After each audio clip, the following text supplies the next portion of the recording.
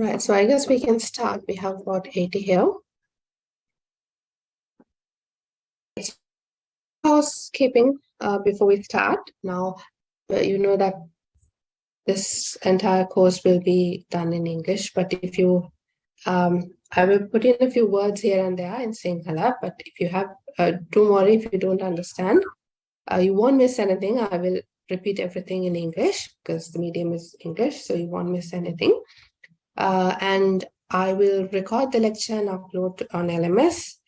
The lecture and the slides will be there on LMS. And yeah, so if you have any questions, please, you can always switch on your mic and talk, or you can send in your questions in the chat box.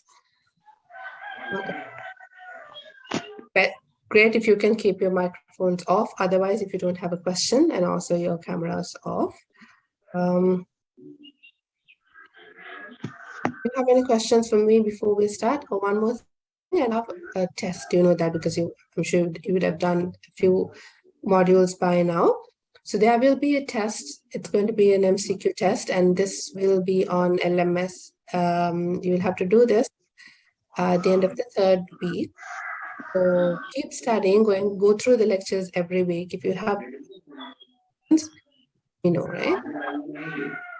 Right. So who's this? Pramodita, can you off your microphone, please, if you don't have a question?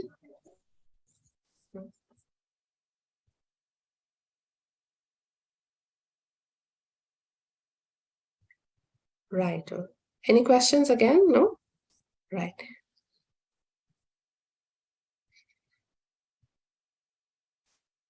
All right. So principles of economics. I don't know, some of you may have studied this for your A-levels or for any other course probably. Some of you, it must be new to most of you, I presume.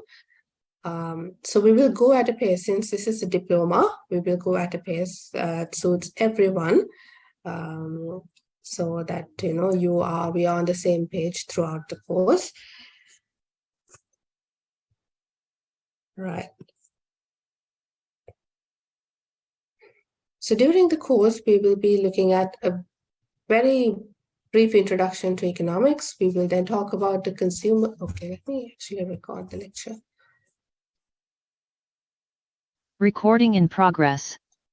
So under principles of economics, we will be studying a very basic introduction to economics.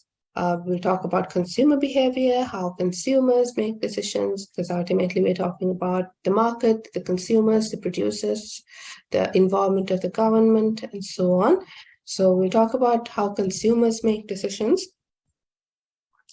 talk utility, then we will move on to the other side of the market, the producers, the suppliers, the nature of supply. Then we talk about the equilibrium of the market, what factors affect the market equilibrium, for example, taxes, different other factors affecting the equilibrium, the price of the market, price of a good or service. Then we'll talk about how a firm works under theory of firm. We'll talk about production, cost decisions, then market structures that you find in the markets around you, price mechanisms. Then if there's, we will try to talk about a little bit on macroeconomics, but it's not expected at this level, but we'll discuss a few basic macroeconomic aspects or theories, right?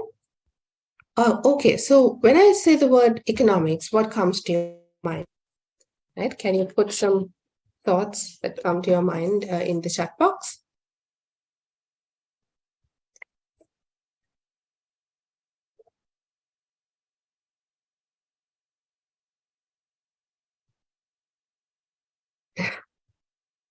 Is it not? I've shared the slides. මුකුත් පේන්නේ නැහැ කියලා message එකක් එවලා තියෙනවා. Can you not see? Course outlet එක නම් miss පේනවා. ඒක තමයි පෙන්නේ. ඒක තමයි පෙන්වන්නේ. හරි? Right. Hari, when I say the word economics, what comes to your mind?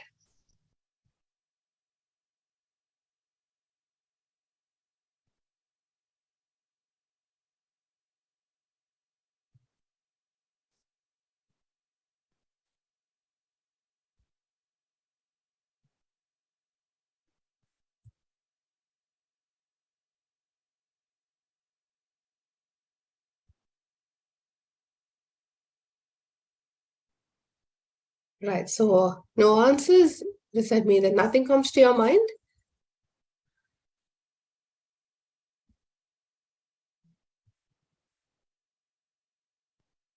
Right. Good. Business environment.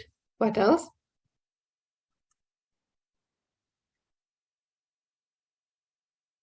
Yes. So what things that come to your mind might depend on where you work, if you're what you study, on different factors. For some of you, you might think of, especially with the situation in the country, you might think of the crisis, you might think of recession, you might think of prices going up, which we call as inflation, because it's out there on the news. You talk about it on a daily basis. The pricing increases, you're not having a proper business environment to work in, taxes. It's a huge problem today. So you might think of a lot of things when I say the word economics, right? You might think of stock market, you might think of currency exchange, trade, what else? Money printing, right? The central bank.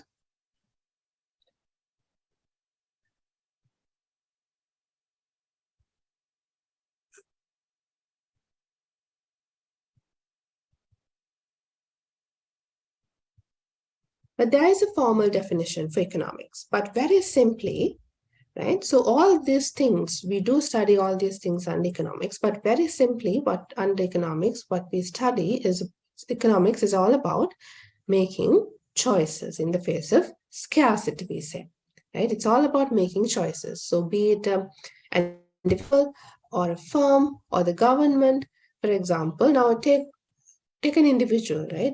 Yourself. So you have to think of we make choices every day on a daily basis, right? So this morning you have to decide whether to come to this class or whether you're going to go to work or whether you're going to wake up early. All these things are choices, and each choice comes with a cost, right? So for a business, it's the same. A firm or a business might have to think of what to produce, right? How much to produce, how to price the product, right? So given the condition in the country, you might have to make drastic choices that you have not made before.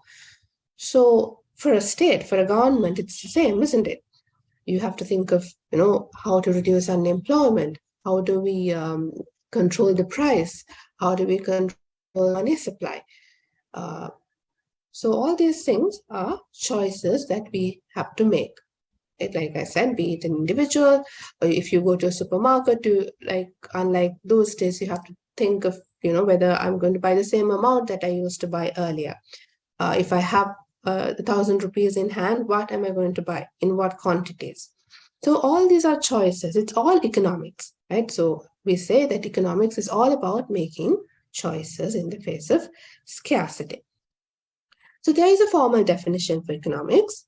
Economics, we say, is the study of how individuals and societies make decisions about ways to use scarce resources to fulfill wants and needs. So the words that I've highlighted or underlined are very important because we are talking about how individuals and societies, right? It could be an individual, it could be a firm, it could be the government. How do they make decisions about using scarce resources? The problem is that if you have an abundance, if you have unlimited amount of resources, it's not a problem. අපිට ඕන තරම් සල්ලි තියනවා නම් budget එකක් නැතුව ඕන තරම් සල්ලි තියනවා නම් ඕන තරම් resources තියනවා නම් we don't have to make choices, right? You can buy whatever you want, you can consume whatever you want. But the problem is scarcity. So it's about making decisions in the face of scarcity or to use scarce resources to fulfill wants and needs. Now, needs is like they're one thing. Needs, we all have needs. We need food, the basic necessities. We need shelter. We need water. Apart from that, as humans, we have loads of wants, isn't it? If you buy a car, you might want a more luxurious car, better car, a more comfortable car, better house, right? So we have wants. If you buy I mean, even if when it comes to food and clothes, even if you don't want it, you still buy things. So we don't stop at needs. We have wants. There's a difference. So that's why we have to make choices on how to use our scarce resources to fulfill both our needs and wants.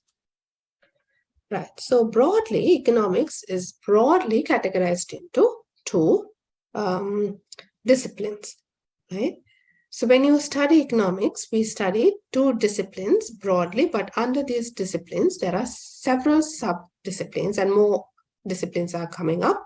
But broadly, we talk about microeconomics and macroeconomics, right? Micro and macro. So what's the difference?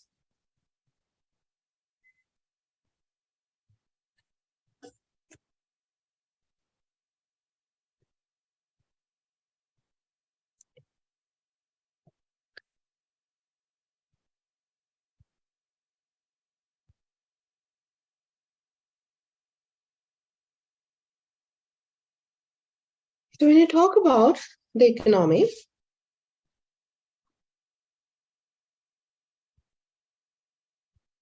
right, good. So when you talk about the economy, what are the entities that you can see? The smallest economy is the smallest unit or the entity in the economy is the individual, right? So the individuals or the households, we say.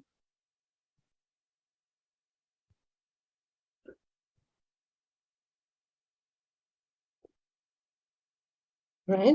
So we live in households. So the smallest unit that we're going to look at in an economy is the household, right? Then there's another slightly bigger entity which we call as a firm, right? Businesses, firms. What else is there in the economy? So around that we have the government, isn't it? The government. So we talk about the involvement in the government.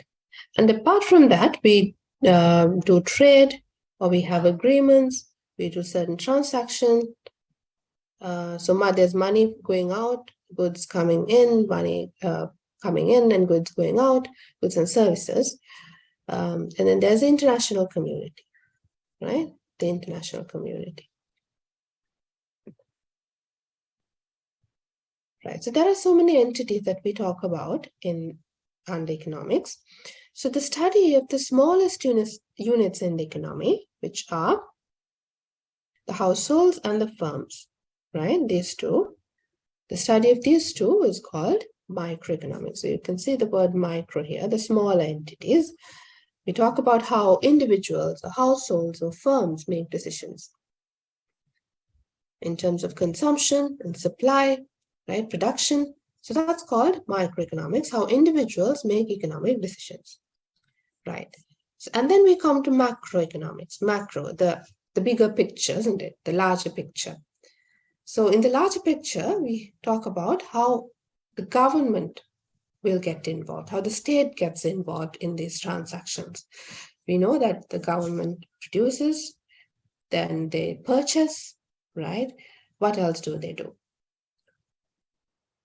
They will take care of the money supply. What else?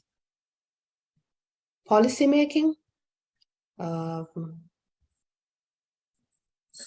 The activities of the central bank, where then we also have to talk about the overall economy, how the economy functions, right?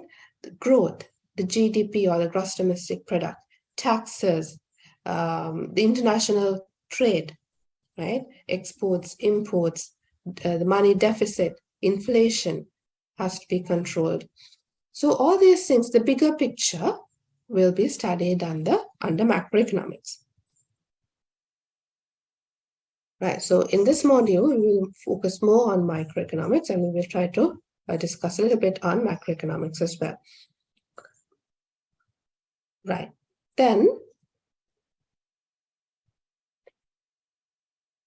these are the two broad disciplines, micro and macro, but under micro and macro, using the same principle, we same principles to study or specialize in certain other, we say sub-disciplines, right? Like some economists, but the theories don't change, but some economics will specialize in labor economics, some economics, economists in financial, some economics will specialize in environmental economics, some in energy economics, right?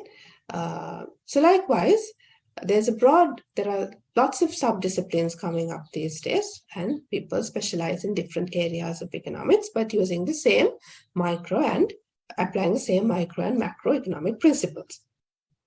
Right? So in this module, we are looking at those principles, and then later on, when you specialize or when you study economics further, you can specialize in a field that interests you. Right. So coming back to the definition of economics, we say economics is a social science. So economics is categorized as a science. Right? So why is it called a science? And again, it's a social science. Right? Economics is a science. It's a social science. Why is it a science? So if you have studied science for your A levels, biology, chemistry, physics, as most of us must have done, we learn the characteristics of a science, right? Science is the characteristics of igenagano, right? So for example, you should be able to replicate an experiment and get the same results if you do it several times. So likewise, economics is also a science, and it goes, there's a basis, those characteristics can also be applied to economics to some extent. It's a social science.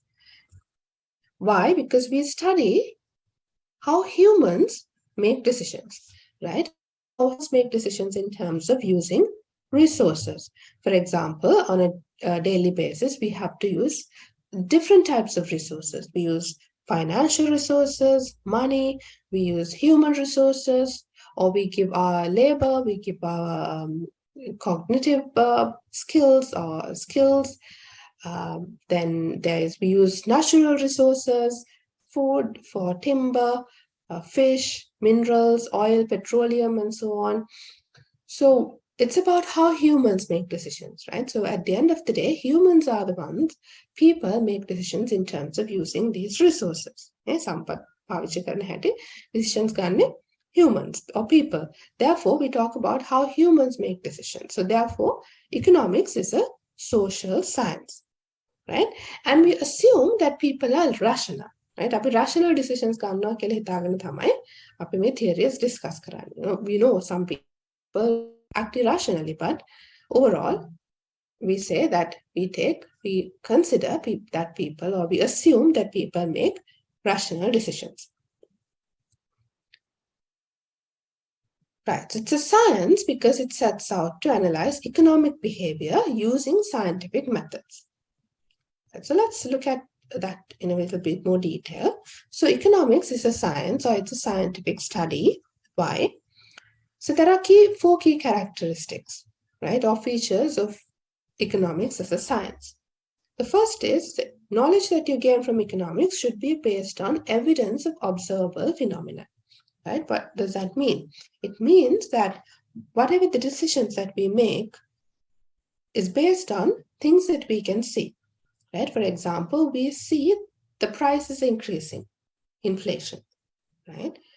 So that we can analyze that, right? We see taxes affecting the people in a very adverse way, very negatively. So we see that happening around us. So now, if you want to analyze the actual impact, right?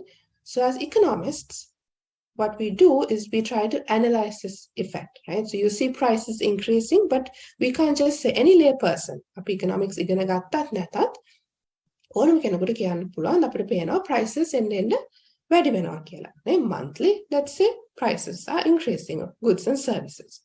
So but as economists, if you were to make a decision, you would take data, you would collect data, or you would take data from reports.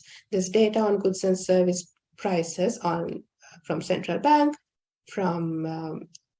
if you don't trust the local sources, you can get data from the Food and Agriculture Organization. There's World Bank data. So, and this data that you can take from Census Department of Sri Lanka, and then you can analyze if this is actually true, right? We can see the prices increasing, but does it have an actual negative impact on the people, right? So we make decisions on things that we can see, evidence of observable phenomena. The second one is replicable and objective, right? So like in the science, right? If you want to show that,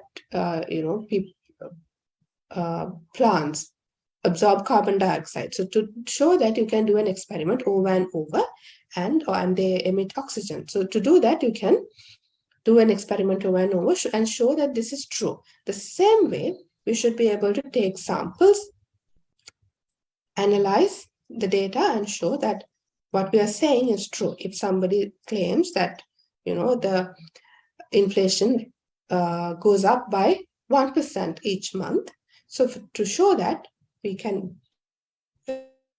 analyze data and show that this is true or not. So it's replicable, it's objective, right? If someone says no, we should be able to show, prove or disprove whether it's true or not.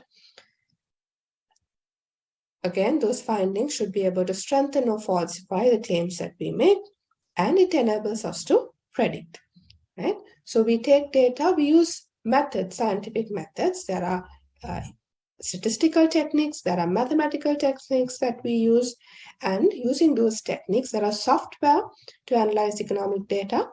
We use those techniques, models, right? We say economics work with models, right? As economics, there's a lot, the world is very complex, especially we know if you're working with humans, people decision making, the human decision making behavior na api balanne. Humans are diverse, isn't it? Our perceptions when us, the way we work is very different from one another. Therefore, it's very complex. So doing economics, so economic modeling is very complex, but we try to simplify things. So we'll talk about this in the coming slides. It's very complex. So we say economists try to abstract reality. And reality ke tiyena හැමදේම අරගෙන අපිට model කරන්න බෑ. අපි key factors අරගෙන තමයි model කරන්න, because we work with mathematical models, statistical models. Therefore, we try to get the most important factors and try to analyze the economic behavior that is happening around us, right? And you are able to predict. Then අපි මේ ගන්න data වලින් predict කරන්නත් පුළුවන් අපිට. For example, we can, if you're working in the plantation sector, we can predict the crop production in 2 or 5 years' time, right? Or we can predict what would happen to crop production with the changes in the prices. With the change in price, what would happen to labor efficiency or technical efficiency. We can predict what would happen with the temperature or climate change impact. So those things also can be modeled in economics, right? We know the rainfall is changing, rainfall patterns are changing, the temperature patterns are changing. Therefore, we can predict with these models, we can show how the crop production would change, how the prices would change, what would happen to the people, households or firms if we increase the tax, right? So likewise, you are able to predict with these models. So that's why economics is called a scientific study, right? Any questions up to now?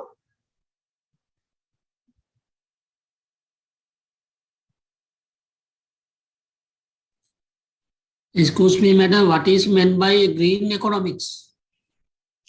Okay, so green economics is a good question. What do you think is meant by green economics when you see the word green?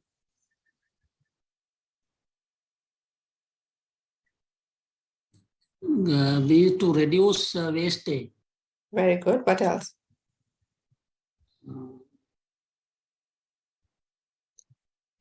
To make it sustainable. Sustainable. So you have the answer there, isn't it? So green economy is actually, green economy is also one word. There are so many other words that you might come across these days. The circular economy, green economy, sustainable economy. It's all about making the consumption and production sustainable, right? Sustainable meaning we use whatever we need now, but making sure that we keep or we save some or save resources for the future so that, this going into the future, right?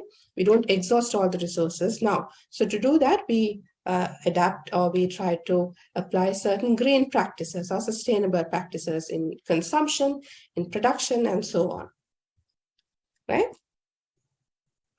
Reduce waste is one thing. Green technologies, smart agricultural practices, right? That sort of doesn't affect the environment too much. So you can think of a lot of green practices in order to make production and consumption sustainable. Did I answer your question? Okay, madam. Thank you. Yeah, and also sharing, sharing good practices, sharing our resources. So just Google circular economy. That will also give you some idea.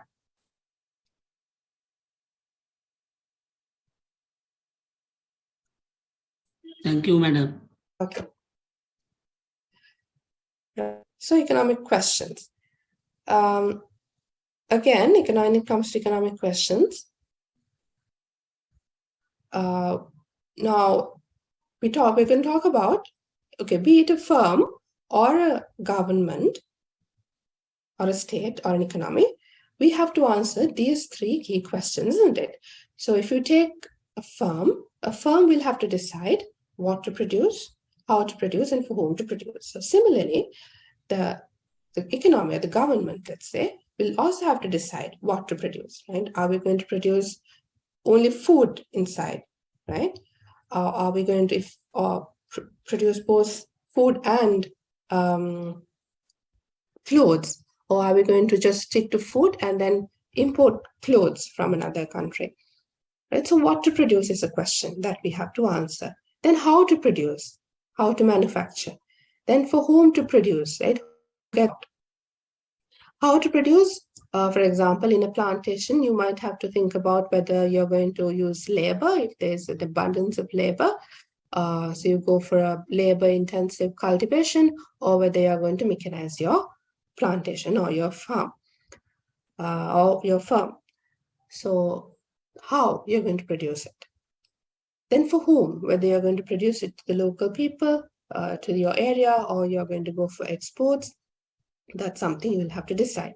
So apart from these three questions, in some texts, you might find how much to produce, who gets to make decisions. Those are also important. But basically, we talk about three key questions, which are what, how, and for whom, right? So you can see we have to address these questions. And when we do address these questions, we are making choices, right? For example, what to produce? We have to make a choice. We're going to produce one good or service, several. So that's a choice that you will have to make.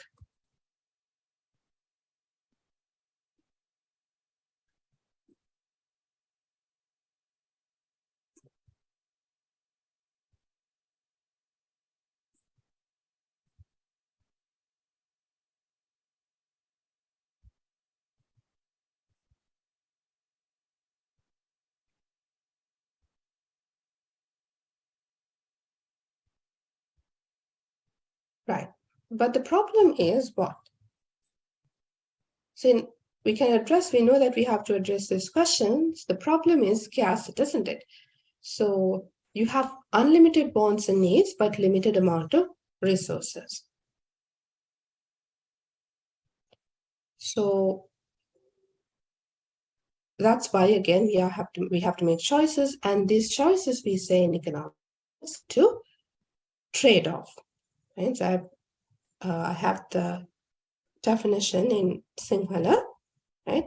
සිංහලෙන් කියනවා නම් කිසියම් අවස්ථාවක ආර්ථිකයේ වැසෙන මිනිසුන්ගේ අසීමිත උවමනාවන්ට සාපේක්ෂව එම ආර්ථිකයේ සතු සම්පත් ප්‍රමාණවත් නොවේ. එහෙනම් සම්පත් ප්‍රමාණවත් නොවීම තමයි, that's the biggest issue, isn't it? We have loads of needs and wants, but a scarcity of resources. Right, so this word is also important, the word trade-off.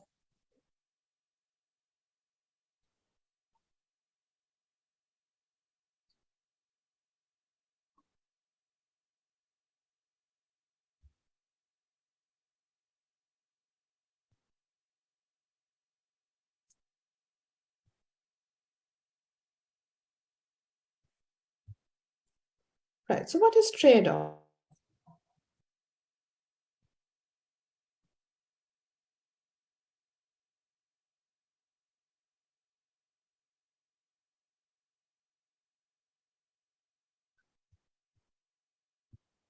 Right, so it says you can't have it all, so you have to choose how to spend your money, time, and energy. So these are the resources that are scarce. We don't have unlimited amount of money. The time is limited, energy is scarce or limited. So therefore, we have to make decisions on how efficiently we are going to use these resources, right?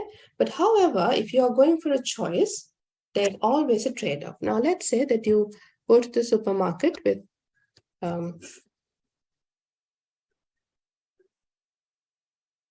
with 500 rupees in hand, right? And then you have to buy two things. Let's say both cost 500. So you have to, there are two things to buy and you pick one. And then let's say now this is,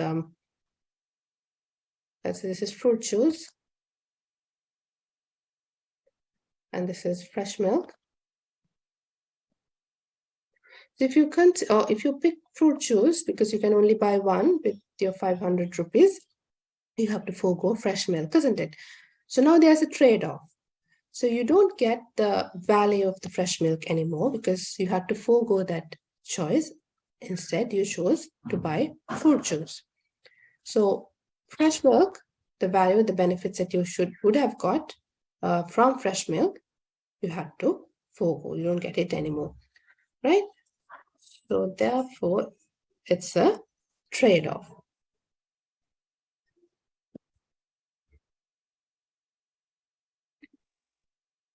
Right. So this trade-off leads to another important concept in economics, which we call as opportunity cost. So I'll give you a minute to read the slide.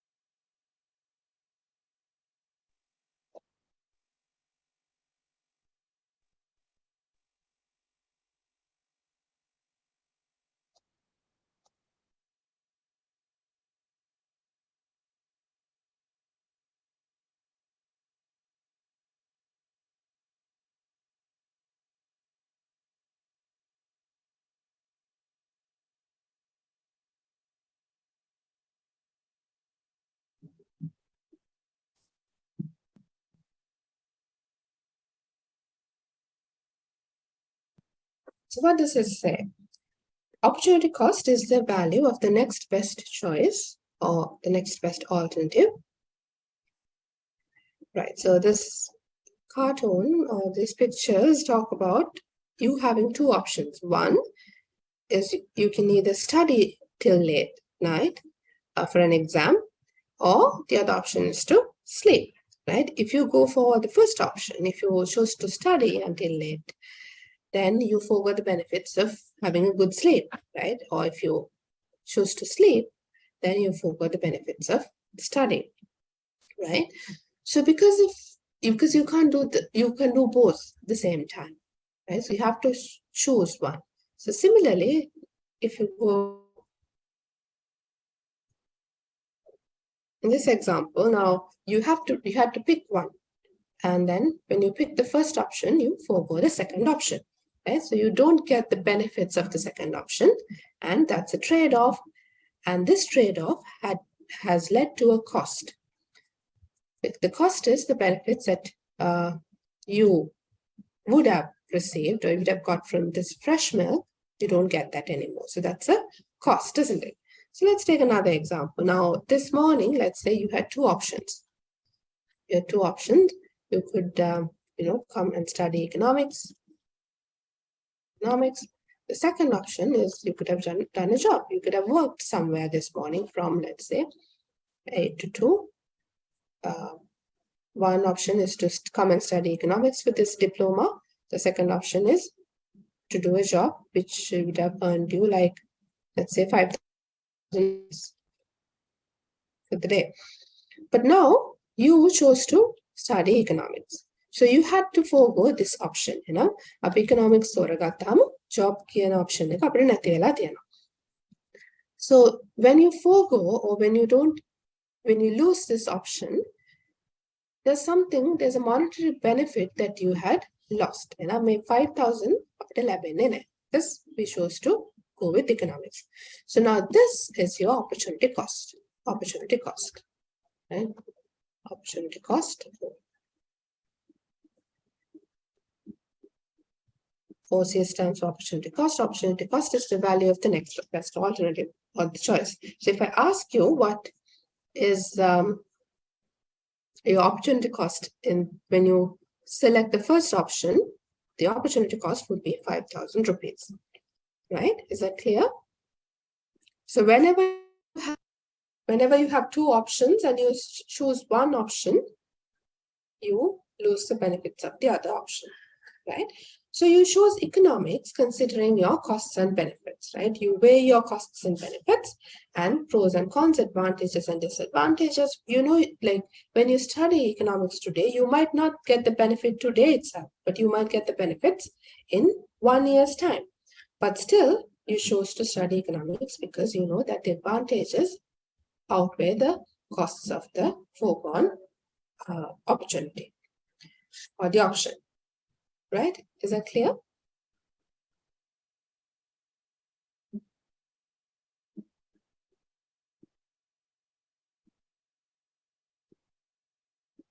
Okay, can someone tell me if this is clear or not?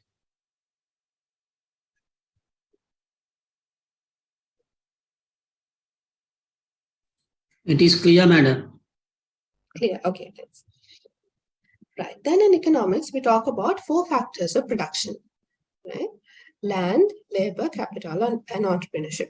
So what are factors of production? These are the resources that we use for production. So all the resources that we have around us have been categorized into these 4 categories. So all the natural resources could be gas, oil, trees, whatever, minerals, water, all the resources that you use for production, natural resources come under land, right?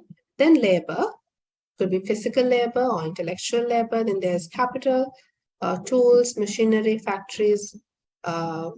So again, when it comes to capital, we talk about 5 types of capital, although I have not included them here. But we talk about human capital. We talk about natural capital. We talk about financial capital, right? So there are different types of capital that come under the broad term capital. And then entrepreneurship. Entrepreneurship is very important. So you might have all the 3 resources that you have here: land, labor, and capital. But if you don't have the right decision-making power or decision-making ability, that's going to affect your production. Okay?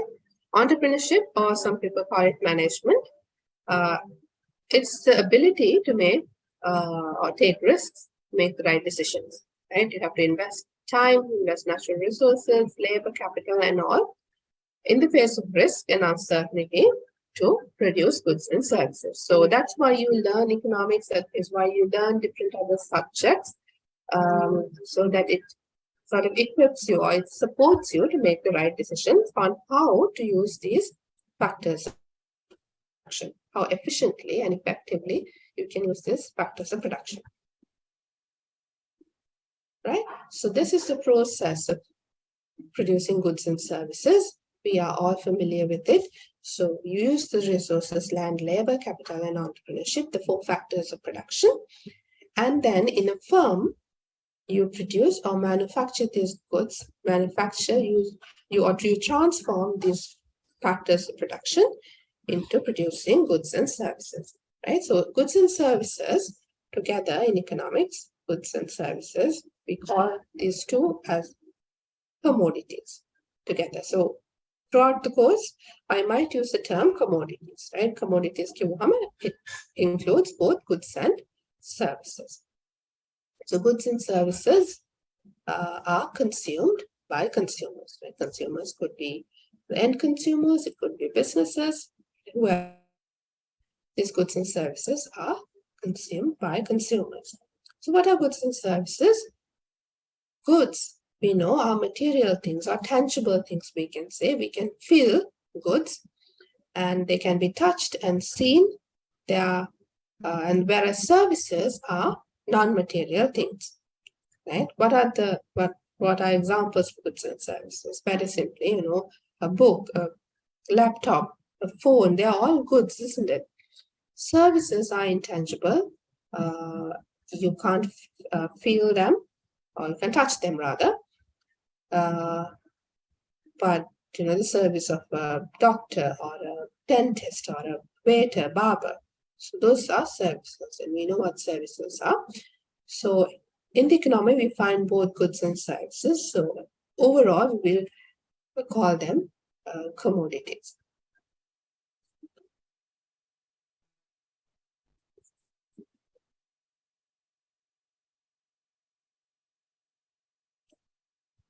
Right. So depending on who owns these factors of production, right? Who owns the factors of production, land, labor, capital, and entrepreneurship, and who makes decisions in terms of addressing these three questions.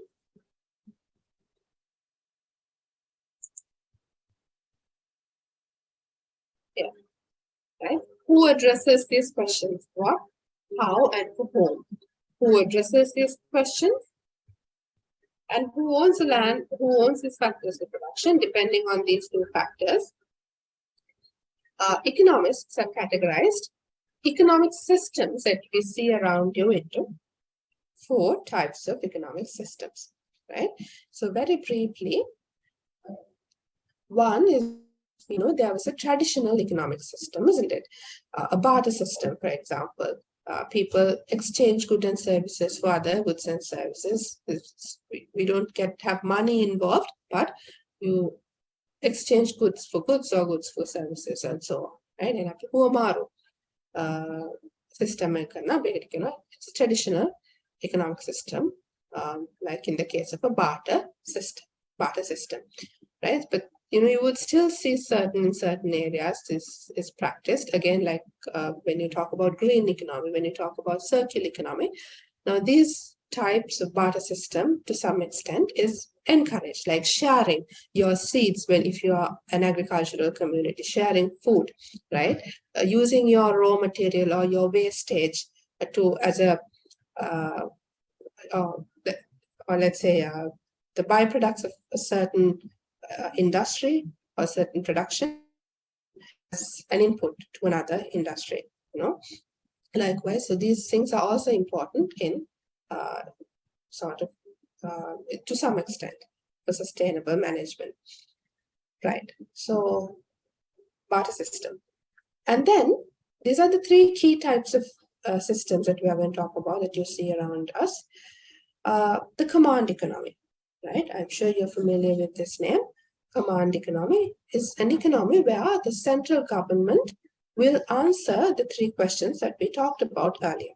So they will make decisions in terms of what to produce, how to produce, for whom to produce.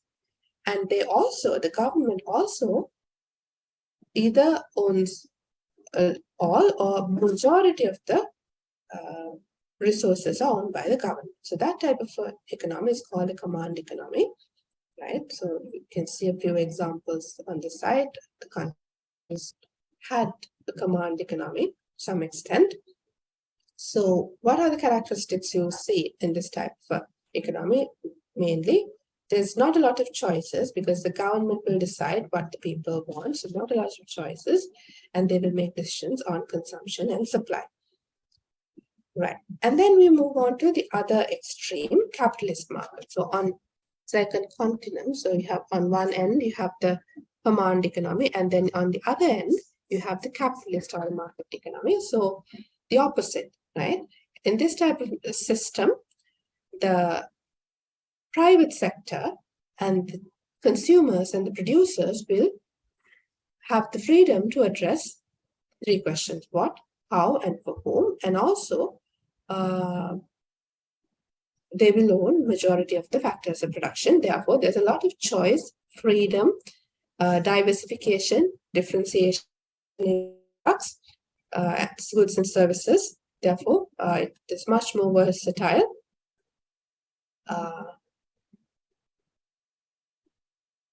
So private property rights, wide variety of choices, limited government involvement in this case, right? And in the middle, you would see a mixed economy, right? Economies that has the characteristics of both, to some extent, the government, there's a considerable level of government involvement, right? For example, and also the private sector. Private sector, they will own a certain amount of resources, and they do have the freedom and the choice to make choices. So the private sector will choose what to produce, how much to produce, their prices, and also the consumers will have their choices. They also have a say, right? They will, their demand will drive the production, and what else? And at the same time, the government will also come in. They also make certain decisions in terms of their key responsibility is to protect both the consumers and the producers, so they can decide on the price mechanism. They can decide on price controls. They can decide on taxes, or quotas or subsidies. They can give transfer payments like samuddi for consumers. So likewise, the government will also have a say in this type of an economy. So you see a lot of the time is what you see around us are mixed economies, like in the case of Sri Lanka. Right. So just for your knowledge, we'll talk very briefly on two economists that we need to know when you study economics. One is Karl Marx. I'll give you a minute to read the slide. So Karl Marx is a 19th century German economist, and he is the author of Das Kapital, or the Communist Manifesto. And when this book gave rise to a lot of revolutions at the time. So he spoke about revolutionary socialism and communism. So at his time, it was the capitalist economy that was dominant. And he saw that during the capitalist economy, that era, the owners, there were two classes. There's a class system, right? If you are interested, you can read on his work and his book. So there he discusses about 5 stages of economic development. And one of the latter stages is where there are 2 classes, right? There's a class system, the owners and the workers. So he saw that these owners may use the workers, like in the workers would, the laborers would work as slaves, right? They didn't have a good pay. Their families were suffering. Their children didn't have good education. They didn't get a fair pay. There was no welfare at all, right? This welfare was totally ignored. So he thought that this is not the way to go forward. And at the same time, the owners were making abnormal profit at the expense of the workers. So he wanted to abolish this system and move towards socialism, and then ultimately towards communism, right? The communism that we say is prevalent in the countries that we say are communist is not the actual communism that Karl Marx was talking about, right? So he wrote the book, which gave to a lot of revolutions, especially in transforming towards socialism and communism. And then Adam Smith is very important because he is we call Adam Smith as the father of economics for a lot of reasons. He actually wrote the book called Wealth of Nations, which talks about how countries should accumulate wealth, or how countries can become rich, right? So it's very interesting. If you at least, there's a lot of YouTube videos and material on his thoughts, his work, his concepts, if you're interested. he was a Scottish economist, and his book came out in 1776. And in his book, or in his work, his concepts, he talks about laissez-faire, right? The word I've highlighted here, laissez-faire, meaning he talks about invisible hand, right? He says government should stay out of business and just let the market demand and forces decide prices, so that both the consumers and the producers will be well off, right? Because the minute the government tries to sort of control the prices, that is going to affect both the consumers and the producers adversely or negatively. Therefore, the government should just let the demand supply forces work. And he also talks about how countries can accumulate wealth through specialization, right? For example, we know what specialization or division of labor is. If you take a factory, let's say a textile factory, some will be working on different parts of the cloth, different parts of the costume, for example. Right? One would do the sleeves, one would do the buttons, one would do the packing. So division of labor can be applied to the country as well. So he talks about specialization, comparative advantage. So for example, rather than trying to produce everything inside the country, you can produce whatever the products that you have the lowest opportunity cost. So that's why opportunity cost concept is important. We have produce opportunity cost aduma products produce you can consider importing. So when you specialize on that, for example, let's say you specialize in production of tea. Sri Lanka can specialize in production of tea. So you can produce normal black tea, different, and then you can add value to those different types of tea, and then you specialize. When you specialize, you become more efficient, doesn't it?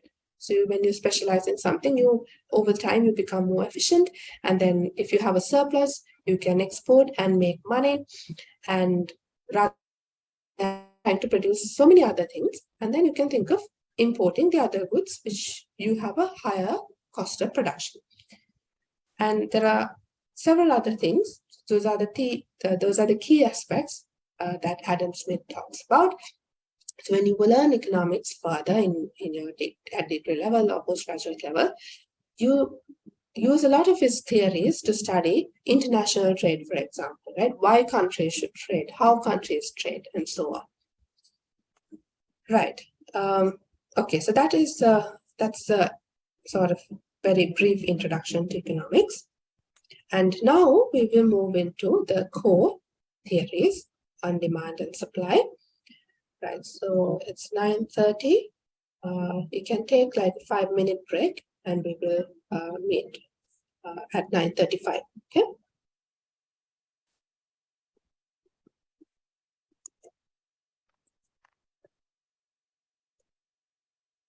In terms of consumption, so here we are going to talk about consumption,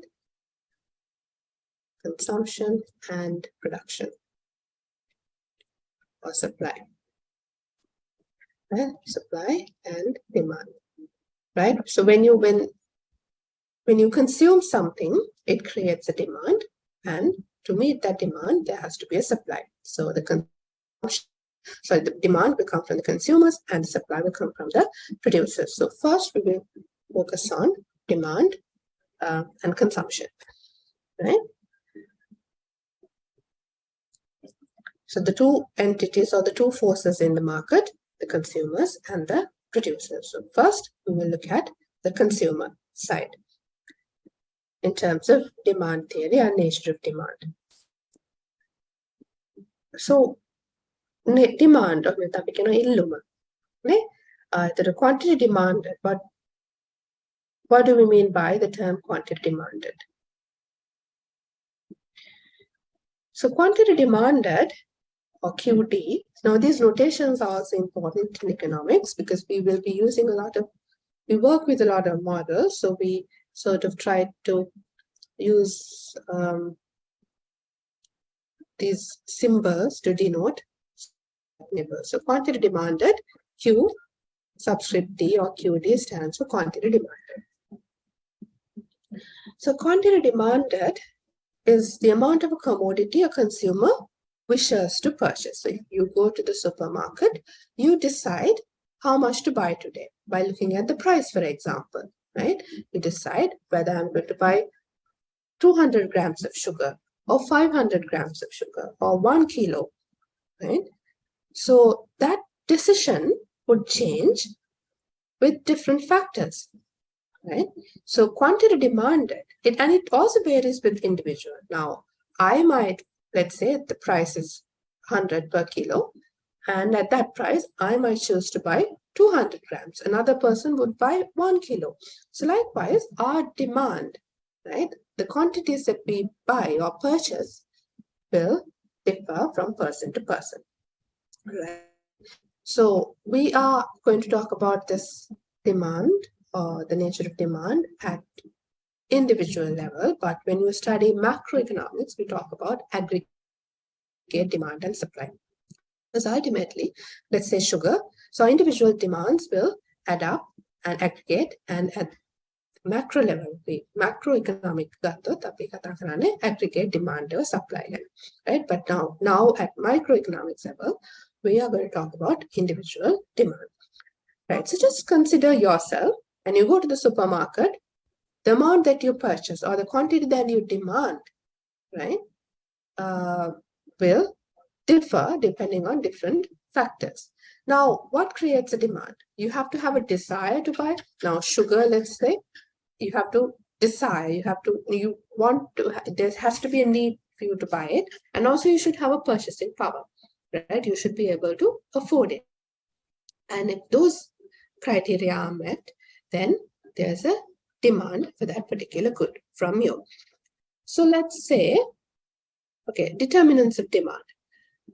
So what factors? Now let's say something like fresh milk, right? What factors would affect the demand of fresh milk, right? So you can either talk or you can send your answers in the chat box. Now tell me what factors would affect the demand for fresh milk. When you go to the supermarket, what factors would affect your demand for fresh milk? Fresh milk වල ඉල්ලුම බලපාන සාධක.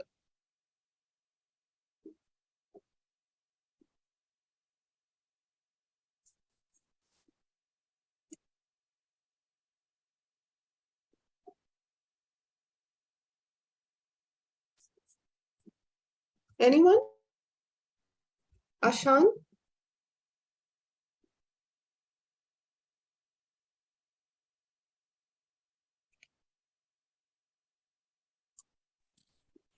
Madam, price of the milk. Very good. Price of the milk. Very good. What else? Okay, now I'm just going to write it here. That's the number factor, one factor, isn't it? Especially these days, price of the milk. I'm going to call it P. P stands for price. What else? Can we consider the quality of the milk? Yes, quality.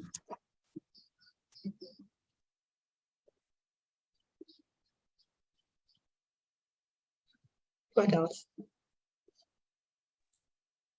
Availability in close proximity or something? Yes, distance or proximity. That could affect proximity.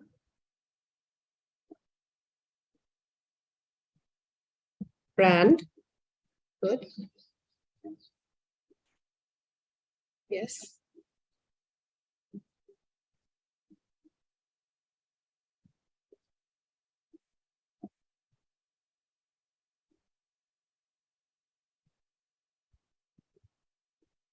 What else? Right. So there are more answers coming. Yes, Ashan, good. Quality and quantity. Yes. Quantity is actually your demand. So quality.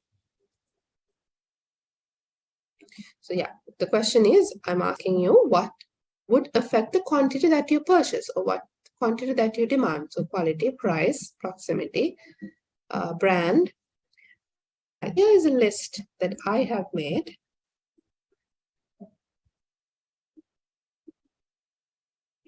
right? So the first and foremost, we would all consider the price of the product, right?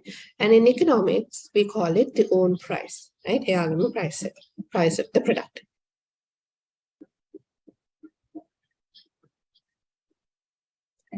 Then what about substitute prices, isn't it?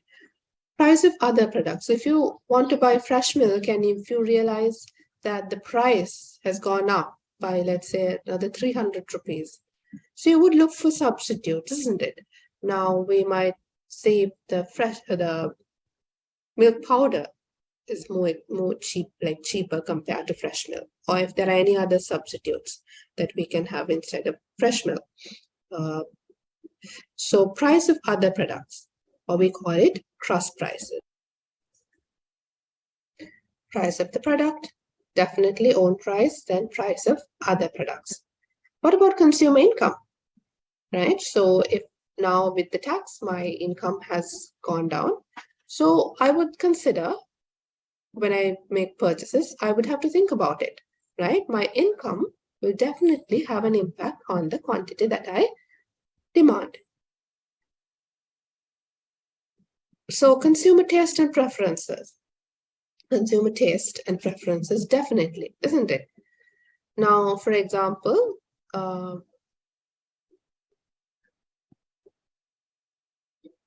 you might have had an affinity for sugary products 10 years ago, but not anymore. Your taste and preferences will affect your demand. Then state of weather.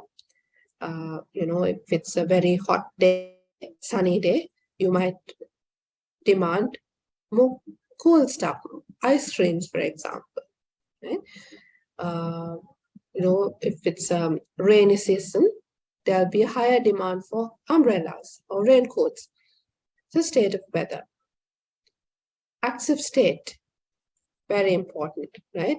Government rules, regulations, advertising, standards, taxes, subsidies, right? The standards, food quality.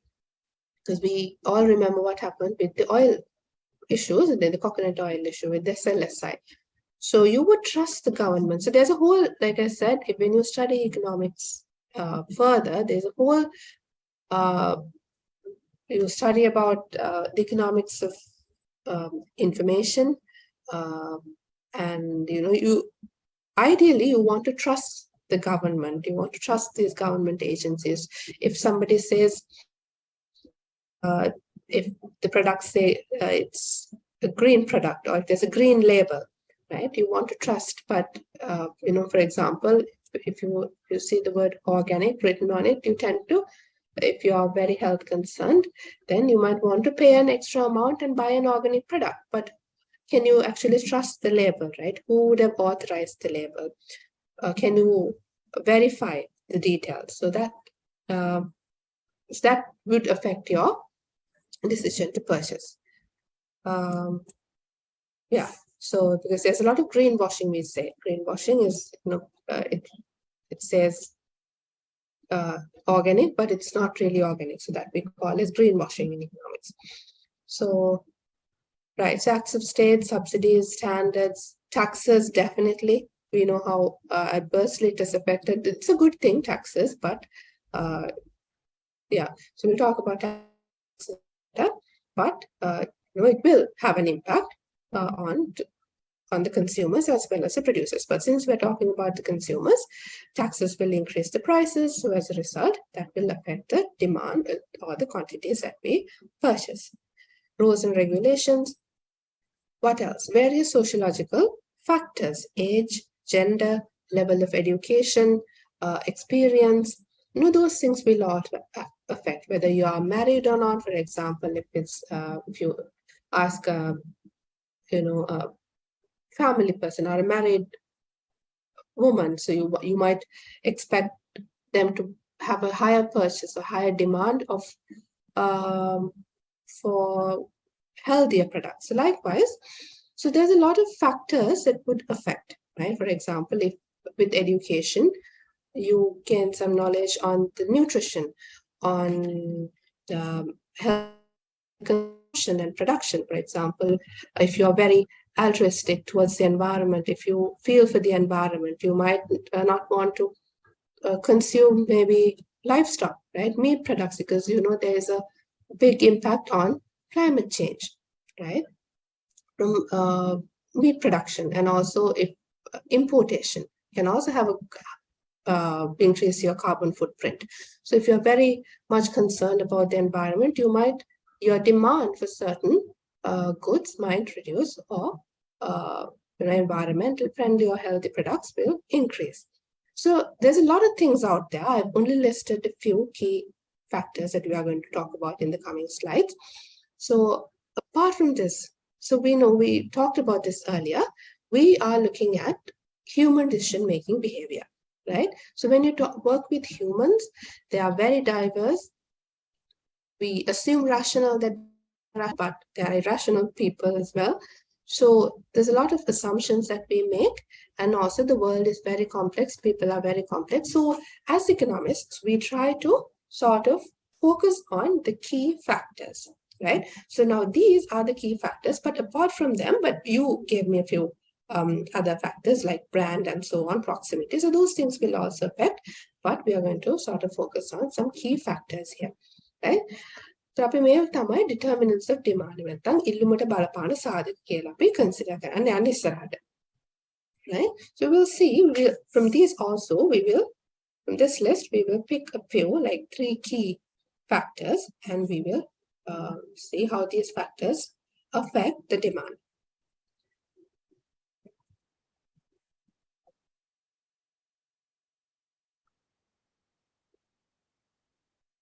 Right. So I said, in economics, we take decisions or we make inference using certain statistical, mathematical techniques, right? So we work with models. So if you want to do an analysis, for example, let's say you want to analyze the demand for fresh milk. Now, you gave me some factors and I've listed some factors here. How do you analyze the demand for fresh milk? After fresh milk demand over the years make a වැඩි වෙලාද අඩු වෙලාද කියලා බලා ගන්න ඕන නම් you might want to analyze the demand. So to do that, we are going to use models. So here you have a set of factors or determinants that affects the demand, and I'm going to write all these factors as a model, as an equation, right? We call this the demand function, right? I've written all these factors as a function or an equation, and it's called a demand function, and we call it a multivariate function because, you know, these factors will vary together and also separately, right? For example, now here, that's why I said these notations are important. Now, price, I've written as Pn, prices of other products, P1 to P2, and so on. Consumer income, we denote Y කියලා. Taste and preferences, TT. State of weather, WG. Sociological factors, or we call it social demographic factors or sociological factors, are SP. Right, so you have on the left-hand side, you have the quantity demanded. Quantity demanded is a function of all these different factors, right? Price, income, taste, and so on. Sociological factors, government intervention, so on. So if you want to analyze the demand for fresh, we can collect data for quantity. We can go to people, ask each and every one, how much of this product would you purchase? And the prices, of course, we can find from statistics department, or like I said, the World Bank or central bank data. The prices will be there. Income also we can take from reports, or you can ask people using a questionnaire, and you can collect data, right? For the quantity and all these factors. F stands for function. Function එක මේ මේ factors මත depend වෙනවා quantity demanded. So quantity demanded of fresh milk will depend on these factors, right? For example, when the price changes, the quantity demanded will change. When your income changes, your quantity demanded will change. Likewise. Now, like I said, you will collect data and use a software package to analyze the data that you collect, and you can find the demand for fresh milk. And when you find the demand for fresh milk, you can talk about how these factors affect demand. You can talk about what would happen if the government increased the tax by 5%. What would happen to the quantity demanded? අඩු වෙනවද වැඩි වෙනවද කියන එක අපිට මේ model එක දිහා බලලා කියන්න පුළුවන් ඊට පස්සේ. And then what else? What would happen the increase in age? Age එකත් එක්ක means මේ respondents age demand එක age එකත් එක්ක quantity demanded fresh milk purchase එක වැඩි වෙනවද නැද්ද? age එක වැඩි වෙනකොට. So all these things you can determine by looking at this model. You collect data, you analyze the model, and from the results that you get, you can even predict, right? What would happen to fresh milk demand in 2 years? එහෙම ගන්නවා අපිට මේකට time factor එකක් දාගන්නවා. එහෙමනම් we have to collect data for the last 20 or so years, and then we can predict what would happen next year, right? What else? Yeah, so likewise, we can estimate this demand function and get the results and talk about how these factors affect the demand. Right, so now we are going to talk about, we're going to take 3 key factors from this model. Its own price, prices, its own price, prices of other products, or cross prices, and income, right? So these will keep these away for the time being, but these are important factors. But just as we are studying principles of economics, we will try to figure out how we estimate the impact of these factors. Right. So let's first look at its own price. එයාගේම price එක. Now I'm taking fresh milk as an example. හැබැයි හැම වෙලේම මතක තියාගන්න ඕනේ. It could be a good or a service, right? Make a commodity එක good එකක් වෙන්නත් පුළුවන්, service එකක් වෙන්නත් පුළුවන්.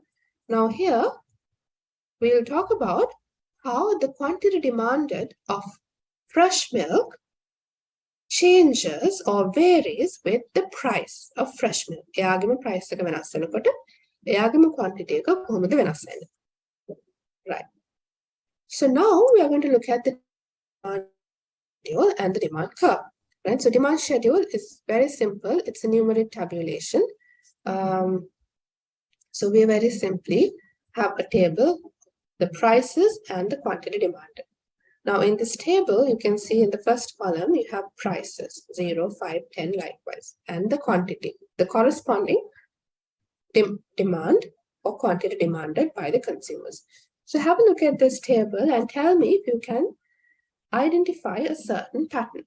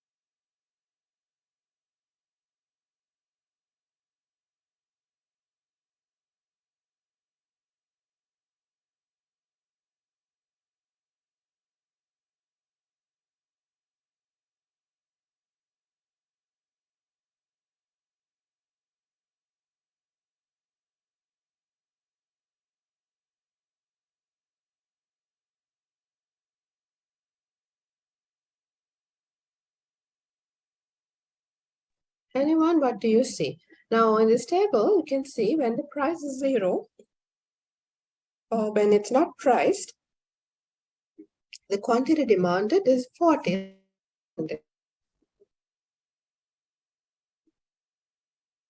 Quantity demanded is 40.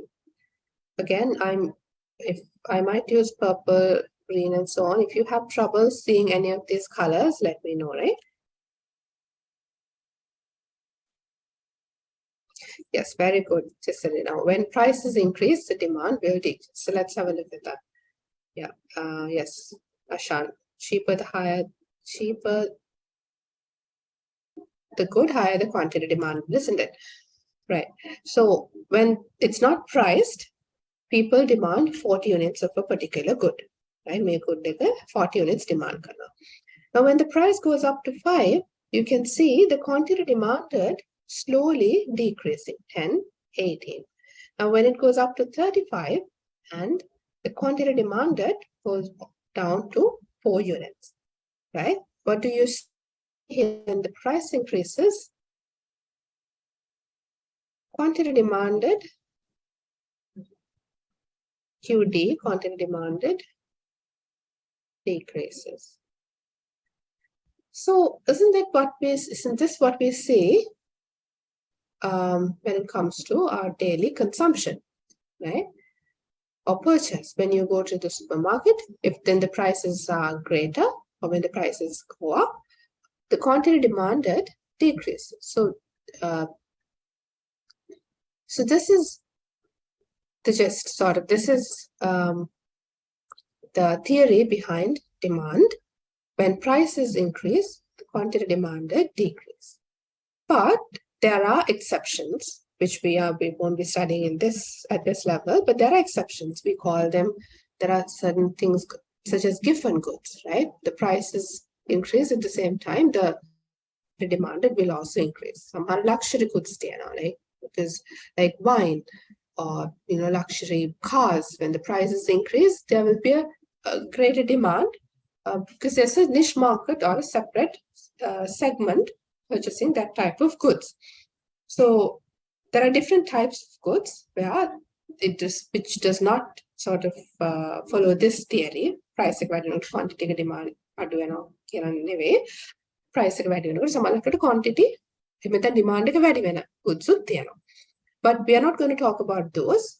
Instead, we are going to focus on the normal goods where when the price increases, the quantity demanded decreases, right? But if you're interested, you can always read up on them. Right. So why does this happen? So if I draw this on a graph,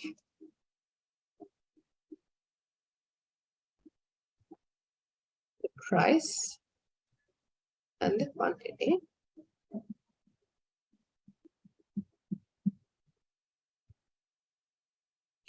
So when the price is 0, the quantity would be somewhere there. When price is 35, quantity is somewhere here, isn't it? Right. So if I draw a graph, if I plot all these dots and I draw a graph connecting these dots, sorry, I missed one, but that's all right. Assume that these dots are on the line. Right, so I draw a curve connecting these dots, all these points, yeah? So 0, 40, likewise. And this curve is called the demand curve. May price and quantity access may data may graph plot connecting line connect. Then now this curve is called the demand curve. This is called the demand curve, which shows the relationship between price and quantity. Its own price and quantity. Price and quantity. The relationship curve demand curve. So you can see when the price increases, demand decreases. So there is a theory behind this, right? We would want to know why does this happen? Price purchase. So to understand the theory behind this, we have to learn the concept of utility, right? Concept of utility. Now, in economics, utility, the word utility stands for, you all know what utility means. It's in English. So very simply, it's satisfaction, right?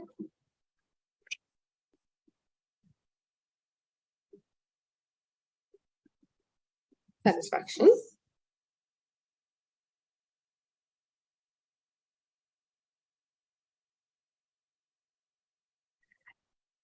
So satisfaction in economics is called, the economists have given the term utility to denote or to talk about satisfaction. Now, I would go to the supermarket and buy an ice cream because it gives me a certain level of satisfaction. Because the satisfaction level like in the mama ice cream purchase karna pay satisfaction. Satisfaction we call it utility. Right? That's simple. It's called utility. So economists have quantifying the utility. Now, when you talk about quantifying, now in economics, it's very important to quantify things. Right? How do you measure satisfaction? Now, I eat an ice cream, and if you ask me what's the satisfaction, how can I tell? Right? I can say, okay, it's good, or it's not that good. It's very qualitative, isn't it? So it's important to quantify this. Quantify numerical value. So satisfaction, now if you take the distance, you can measure using kilometers. Water, liquids, liters, milliliters, cubic meters, the height, meters, feet, whatever, there are units. But for satisfaction, there's no unit, right? So economists have thought of two ways of quantifying satisfaction or utility. One school thought is cardinal utility. Cardinal, the other one is ordinal utility. Now, under cardinal utility, they have introduced a unit called utils. Now, this is a relative measure, utils.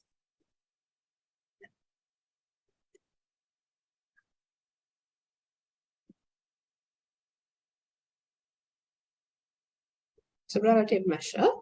Now, for example, here, utils.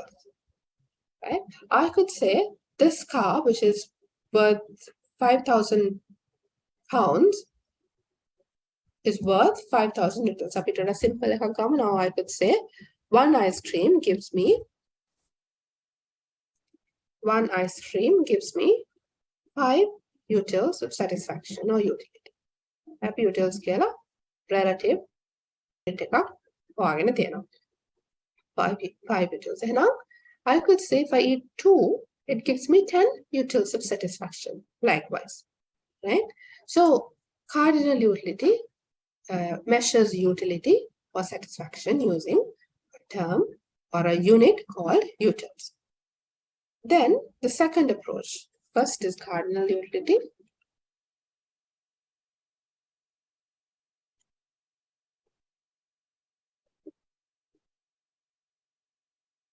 Second approach is ordinal utility. Now the name gives you a clue that we are ordering the utility, right? Ordinal. You order. Now I might ask you, give you 4, let's say, types of food or beverages. Let's say fresh milk, coffee, tea, and fruit juice. Right? And if I ask you for your utility, you can order them. For example, okay, I might say for me, first is coffee, then tea, then juice, and fresh milk. So I have ordered it according to my preference, but your preference might be different. Maybe you like tea first, and this, and this, and that. Then, so you can see each of us will have different utilities, satisfaction from each of these beverages. So accordingly, you can order them. So that's called ordinal utility. Now, using these ordinal and cardinal approaches, we can measure utility, right? But this is just very briefly on what utility means. Now, let's take a numerical example, right? Okay, so now just ignore the third column for the time being and just look at this table. In the first column, you have the number of classes, and the second column, you get the total utility. Right, so just have a look at these two, the first two columns only, and see if you can sort of identify a pattern.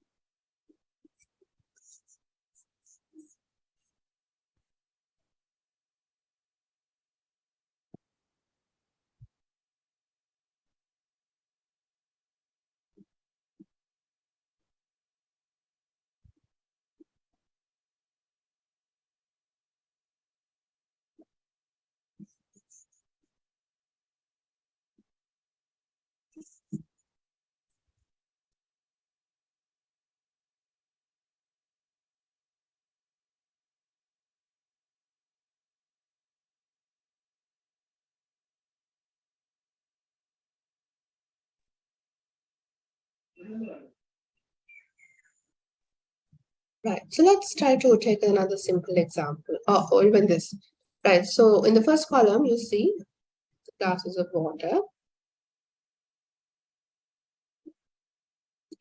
Yeah, so that's good, that's right, Shan. But for the time being, we are not going to consider the marginal utility, but we're only going to talk about total and this two, okay? But we'll come to marginality in a minute. So in the first two columns, just focus on the first two, right? So you have first you have the number of classes. When you don't, okay, let's take a person who has actually been running for some time. Let's imagine that you have been running and zero water, zero utility, of course, no satisfaction. But let's say now you're very thirsty after the run and you get the first glass of water, right? First glass of water you get.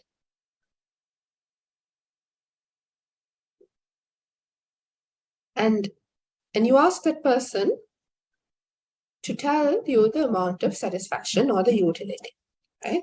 I'm going to use the term utility from now on, utility, and that person would say, okay, I get 15 utils of utility. 15. And then you give that person you give the second glass.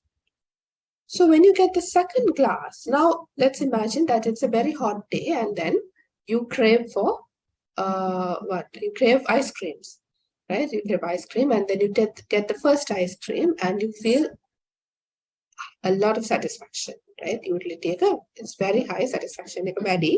That's the first ice cream you get on a hot day. So let's say you get like 10 utils of satisfaction. පළවෙනි ice cream එකේ. තව දෙවෙනි ice cream එකකුත් ඒත් එක්කම දෙනවා ඉවර වෙනකම. So if you give me another ice cream, I don't get the same amount of satisfaction, right? පළවෙනි එක වගේ නෙවෙයි දෙවෙනි එක, but you can still eat, you still want the ice cream. So my satisfaction is going to be a little less than the first one, right? තවත් එකක් දෙනවා. Third ice cream ඒත් එක්කම. Again, it has gone down to about 6, right? Now I get the fourth one and now it's really low. Now it's about 2, right? Because you can't keep eating ice cream. You lose satisfaction, right? You lose utility. And you keep doing that. Ultimately, if you get so many ice creams, you can even fall sick, right? If you eat too many ice creams. So that is going to be a dissatisfaction for you. So similarly here, you get the first glass, you get 15 units of satisfaction. You get the second glass, the total utility. This is actually the cumulative or the total utility. Now it's like this. You get the first glass, 10, second glass, 8. The total utility here when you get the second class would be 8 plus 10 is 18, right? So likewise, here you get 25. Total utility එක මෙතන මුළු satisfaction keeps increasing. මුළු utility එක එන්න වැඩි වෙනවා. When you consume a glass each time. 5th class එකක් දෙනවා 37, 6th class එකක් දෙනවා තව වැඩි වෙනවා 7th class එකක් දෙනවා 8th එකක් දෙනවා. Then you get the 9th class. Then වතුර උනත් උනට බොන්න බෑ එහෙනම් 9th class එක දෙනකොට you might fall sick, you might not want to drink. It's a displeasure, a dissatisfaction now. So this utility now your satisfaction is going down, right? වැඩිමාවේ class එකේදී, and when you have the 9th class, this goes down to 40, right? 10th class, even less, right? From 40 to 39. Now what has happened here? Now we look at this third column, marginal utility. Now this term marginal is very important in economics. You will see as we study other lessons. This factor marginal or this term marginal comes in a lot because we make decisions, we say at the margin, right? Marginal utility, marginal cost, marginal production. We price at the margin. So anyways, now here, marginal utility, margin. Now look at this column. What do you see? Now, 0, of course, 0 utility, 0 marginal utility. Now, when you get the first class, your total satisfaction increases by 15 units. And marginal utility. And when you consume one extra class, 0 to 1, 1 to 2, and your total utility has gone up to 25. So this difference, the margin or the marginal increase is 10. Your utility has gone up by 10 units, right? When you consume an extra glass, when you consume an extra glass, your utility increases by how many?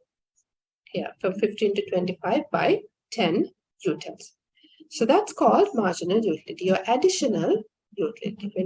When you consume one extra glass, your total utility increases by 4 units, right? 4 units.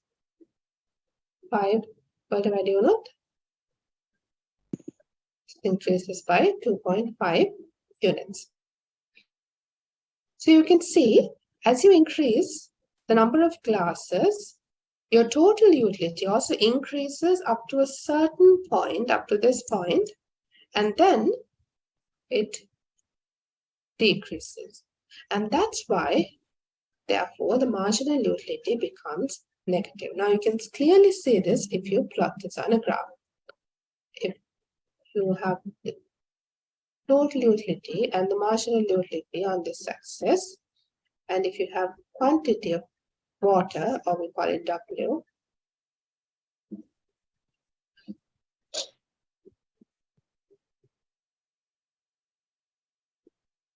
now, W stands for water, glasses. You start at 0, 1, 2, 3, likewise up to 10 glasses, and I can plot the total utility. Now we saw that it keeps increasing. Your total utility increases, comes to a maximum, and then it goes down. That's your total utility. And it reaches the maximum at the 8th class. So here, this will be your 8th class, and afterwards your total utility decreases. What about marginal utility? Marginal utility is the difference between the total utility values here. So if I use a different color, what has happened? Okay, whoever has the microphone on, can you switch it off, please, Hiruni?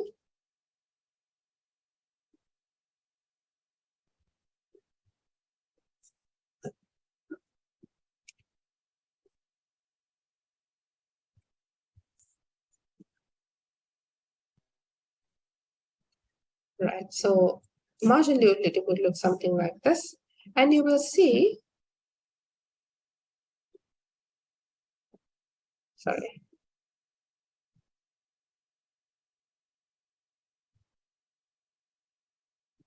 Right, so I have only plotted the total utility function, and then let's plot the marginal utility. Now, if you draw the total utility and the marginal utility, your total utility function will look like the orange graph. Is the total utility, and this is the marginal utility. Marginal, the additional utility, third column එක අපි plot කරලා තියෙනවා, this one. So that is this gray line.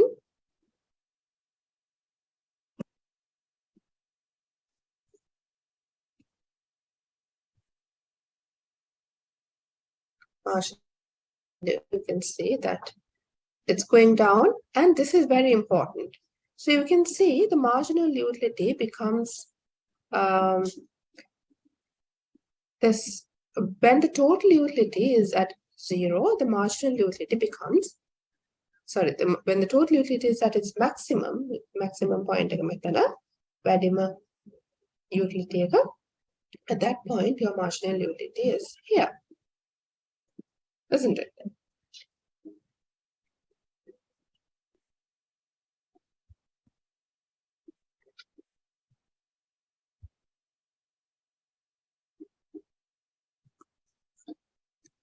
So this is important. When the total utility is at its maximum, the marginal utility is 0. Right. So now, what else with this?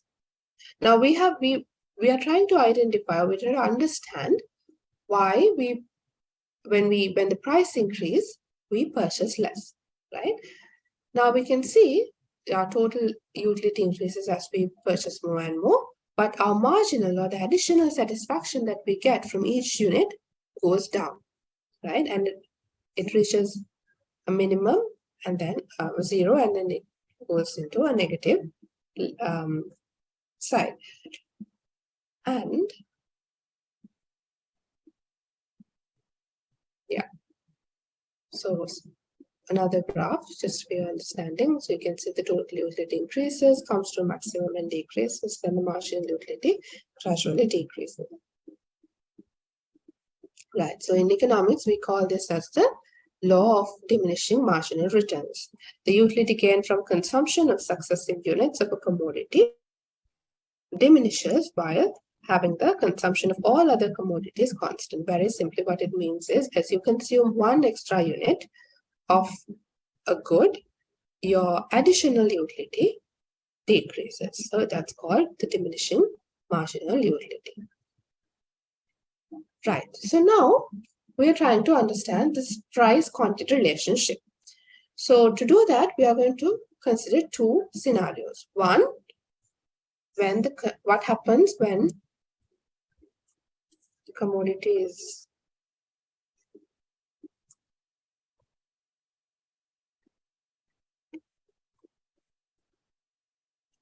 free.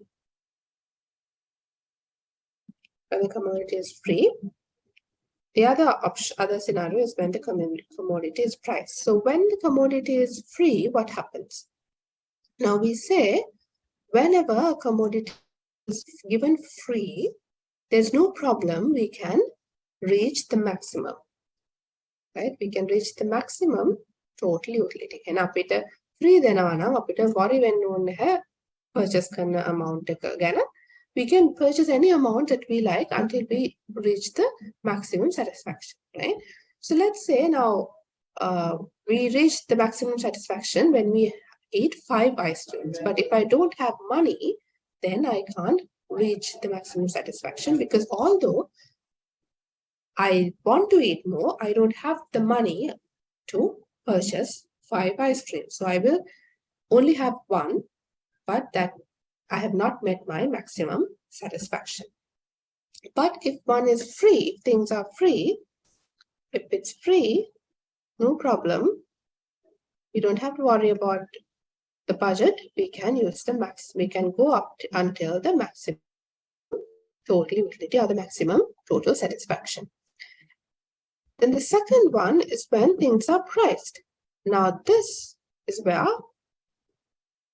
the problems start, right? When things are priced. Now we have to decide where should you or how much should you purchase. Now, we are not going into detail on how to derive this equation, but there's an equation that we use. We say when things are priced, the optimum consumption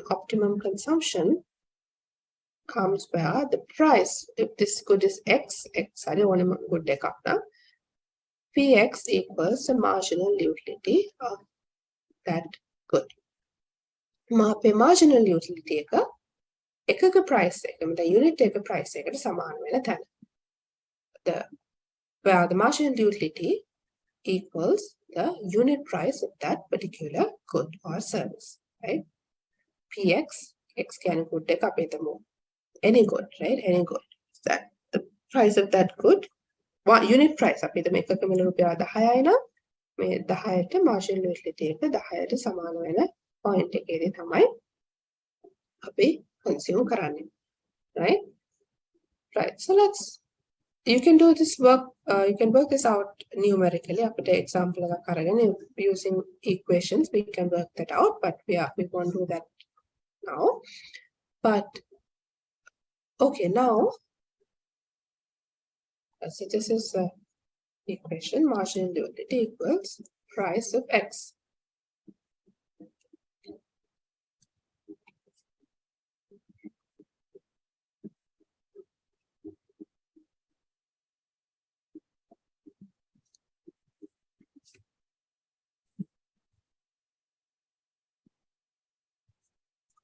Okay, I'll give you a minute to read this slide.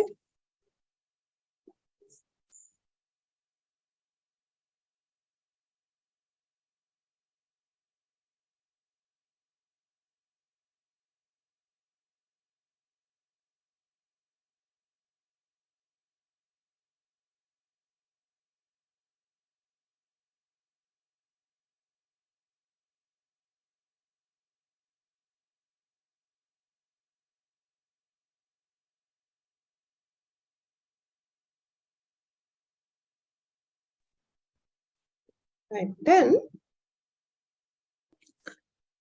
now,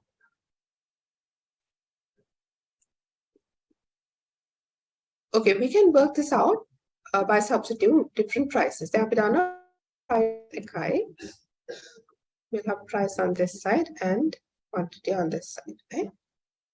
So when the price is 0, we know that we can go up to a maximum utility, right? But if the price goes up to 5, right? With a fourth class 4, right? When the price goes up to 5, let's say after make the price like a substitute color marginal utility you can find the marginal utility from this table, and then you will see that when the price goes up, this optimum point shifts.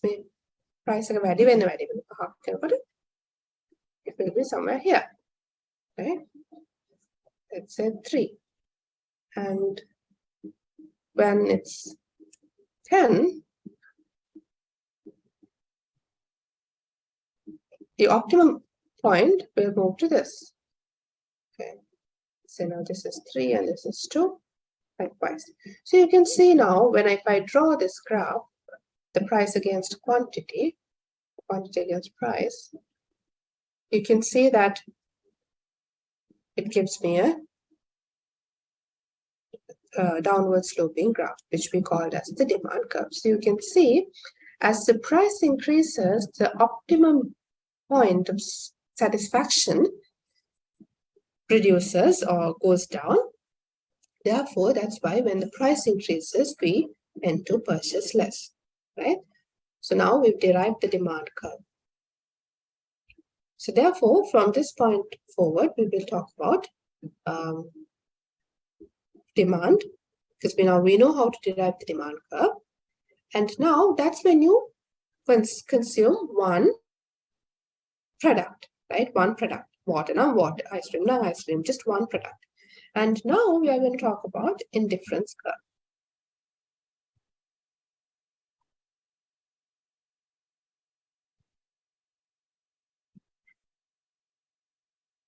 Right, so we are going to talk about our utility when you consume more than one good. Still අපි බලුවේ එක product එකයි. Now we're going to talk about our utility when you consume two goods at the same time, because we usually consume more than one, isn't it? You might have rice and water together. You might have rice and bread together. So likewise, we're going to look at the consumption of two goods at the same time. So let's assume that for breakfast, you're having both bread and rice, right? So bread on one axis, rice on the other axis. Peas, bread, rice. And just look at this graph on the right side.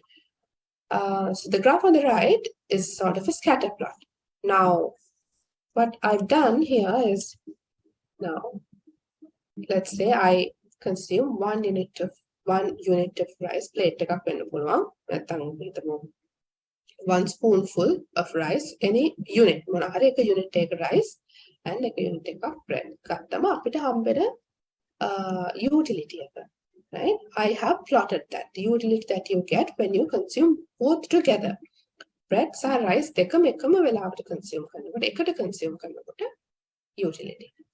And then I consume, because let's say I prefer more bread and I prefer bread more, so I consume more bread and another amount of rice. Or I consume, this is 2 and this is 3, this is 1 and this is 4. Or I consume 1 unit of bread and 4 units of rice because I prefer rice more. If you could do that, then you get a different level of utility. Then අපේ satisfaction එක මේ consume කරන quantities මත depend on. Right? Your satisfaction depends on the amount of bread and rice that you consume. Therefore, as you increase or decrease these quantities, your level of satisfaction is going to vary accordingly. So I'm going to plot these numbers. Now let's say when I consume 1 unit of rice and 1 unit of bread, I get 2 utils of satisfaction. එකයි තුනයි ගත්තොත් 3, right? හතරයි තව වැඩි amount of bread ගත්තොත් I get like 7. මෙතන 7. තවත් එකක් වෙනවා. I'm going to have 5 units of rice and 3 units of bread. 7. Somewhere here again will give me 7. Now can you see you quantities වෙනස් කර කර අපි consume කරනකොට utility එක satisfaction එක වෙනස් වෙනවා. Right? So now what we are trying to do is I'm going to draw now these values in colors 4, 7, 2, 3 කියන්නේ utility values, right? Now if I plot a curve connecting the similar or the same utility levels, මෙතන 7 කියන utility level එක connect කරා. ඊපස්සේ 4 කියන level එකත් මම connect කරනවා. Just a little off here, but just assume that it's the same. Okay, 4.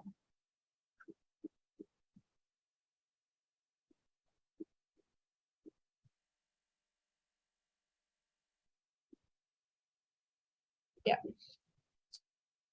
Here, if no matter or irrespective of the amount, the quantities of bread and rice, you still get the utility level of 4. Maker, you get a utility level of 7. Right? So you can see now, if I consume, now this, let's say I take 1 of these curves. එකක් අරගෙන අපි තමයි utility level 4 කියන එක අරගෙන අපි graph එක ඇඳලා. Now this is called an indifference curve. Why is it called an indifference curve? You are not different among the quantities. Quantities වල වෙනසක් නැහැ. You are different among the quantities. Mono quantity we consider. Now here you have these coordinates. These coordinates here. 8 units of rice, 25 units of bread will give me this amount of 4 units of satisfaction. 13 units of rice and 15 units of bread again will give me the same satisfaction, 4 units. 30 units of bread and 5 units of rice will give me the same amount of 4 units of satisfaction. Right, so mona bundle eka consume karat, right? Irrespective of the bundle, you would still get the same level of utility. So therefore, they are not different among the quantities that you eat along this curve. Make curve kuda mona quantity consume karat. Make curve kuda you get the same level of utility, which is 4. So therefore, we call this the indifference curve. Indifference curve. Now, as a consumer, what would you want to do? As a consumer, I want to consume more and more, right? We say as rational consumers, we prefer more to less. More food, more clothes, more anything, right? So for breakfast, I might want to have more rice and more bread. මම කැමති තව rice ටිකක් වැඩි කරන්න සහ more bread.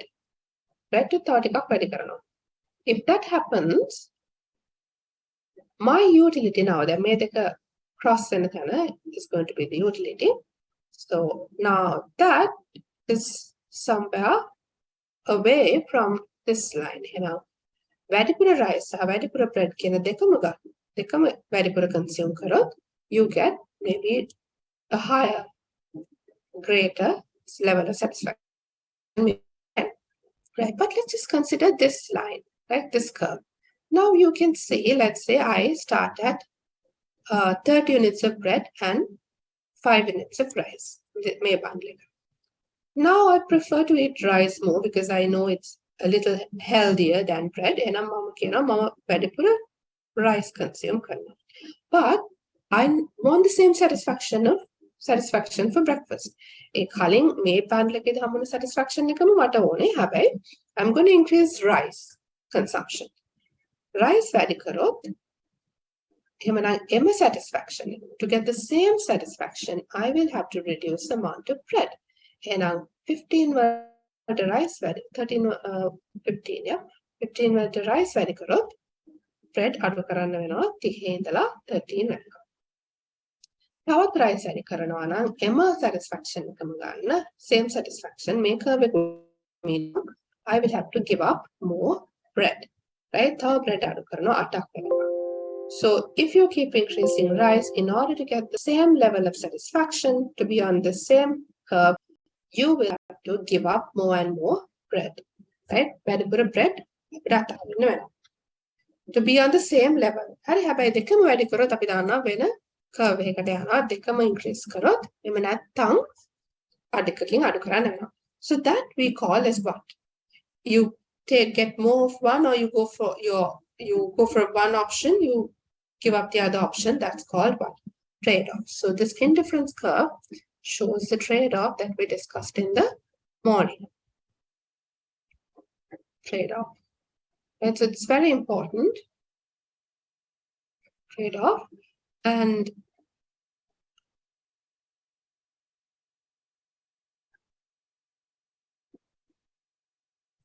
now this slope, how do you measure slope? It's a change in y. මේ දෙකේ වෙනස මේ අතර වෙනසින් ගත්තොත් අපිට එනවා slope එක. This slope is called the marginal rate of substitution. Marginal rate of substitution එකකින් අනිත් එක substitute වෙන rate එක. Now, as consumers, we want to increase our consumption. Mama කැමති මට හැමදාම වැඩිපුර bread and rice දෙකම තව වැඩි කරන්න පුළුවන් නම් මම කැමති. That's the wish of a consumer. Consumer wishes to increase the consumption of both bread and rice, right? But there's a problem. What's the constraint? Or what limits your consumption? The key constraint is actually the cost or the price, isn't it? Bread and bread are both priced. If it's not priced, කැමති තරමකට වැඩි කරගන්න පුළුවන්. But since they are priced, even if you want to eat more, I can't eat more because they are priced and I live on a budget. මගේ budget එකට හරියන විදිහට තමයි මට මේ දෙක consume කරන්න වෙන්නේ. Even if I can eat more, I can't because I'm limited by my budget. So therefore, now we have to find the optimum consumption. Consumer කෙනෙක්ගේ optimum consumption point එක අපිට හොයාගන්න වෙනවා. එහෙමනම් we want to know the consumption quantities, bread and rice කියන quantities එකේ consumption එක අපි මේක plot කරලා තියෙනවා. Optimum හොයාගන්න නම් we have to include another graph here, which is the budget line. අපේ visuals අපිට පෙන්වන්න පුළුවන්. ඒකට අපේ budget එකත් can overlay කරනවා කියලා. Like sort of you suppose you draw the same graph on the budget line on the same graph, and you will be able to understand where to consume. Okay, let's look at a simple budget line, right? So let's just imagine your pocket, right? In your budget, let's say my budget එක රුපියල් 1000ක් තියෙනවා කියලා. My budget is I have 1,000 rupees to spend, and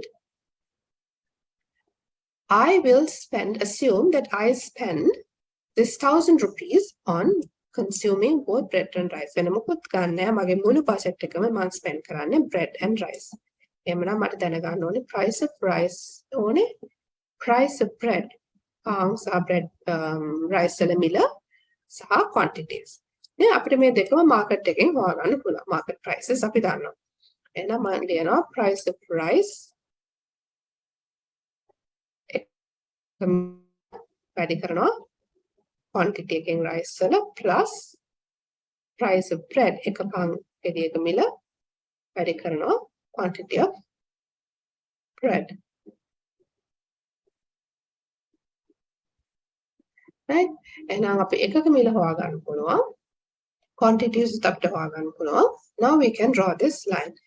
දැන් මේක rearrange කරලා මම bread සහ rice වලට මේ graph එක හදාගත්තට පස්සේ I can draw a graph like this. ඒක bread quantities වලට rice quantities ටික හොයාගෙන I can draw the budget line. Now this line, the slope of this line is the price ratio. Price of bread, so price of rice. We'll make a rearrange කරොත්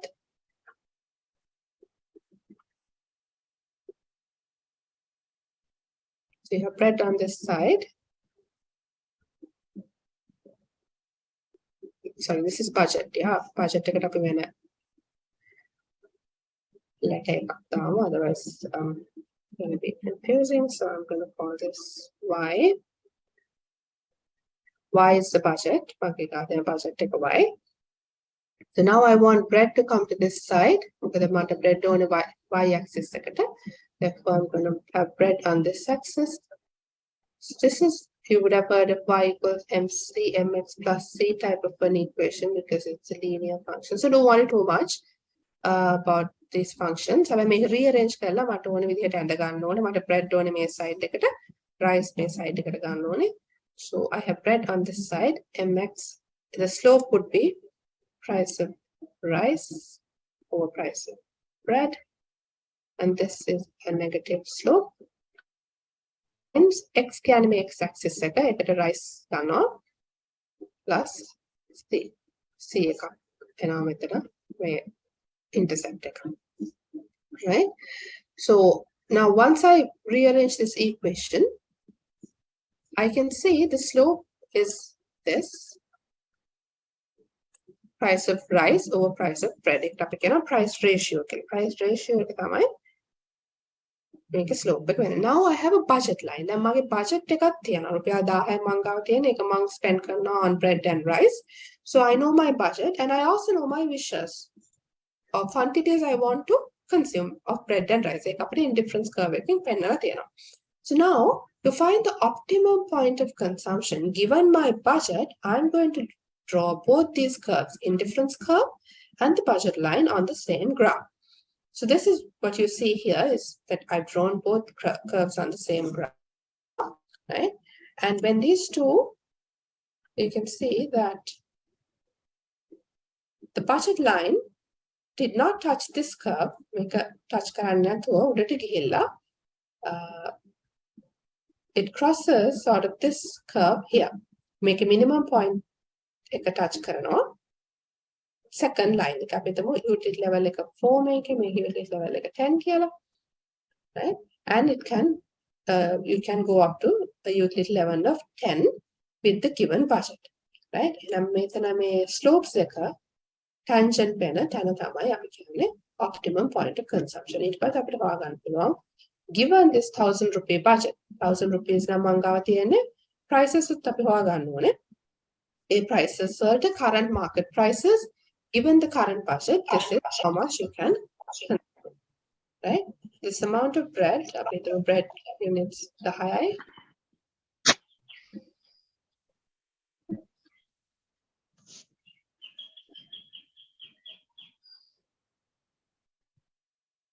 Price units, high kilo.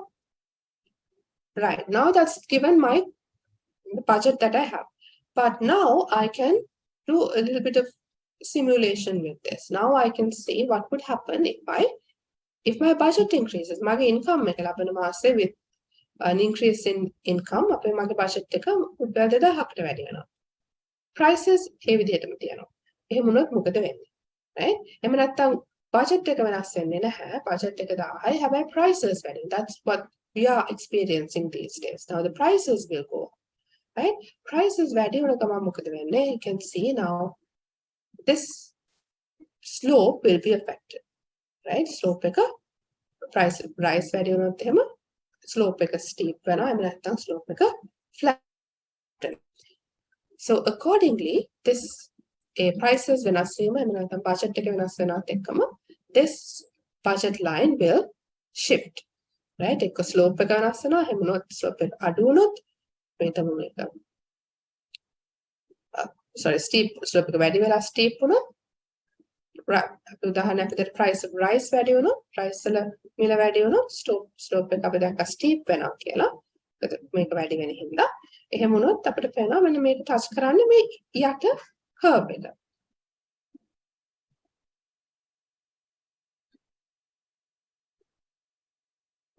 Now if I draw another line sort of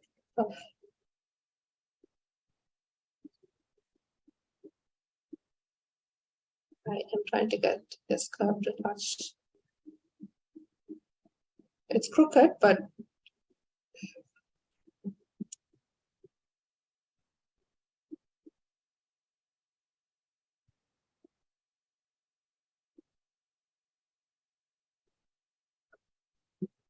oh, yes, that's a little better.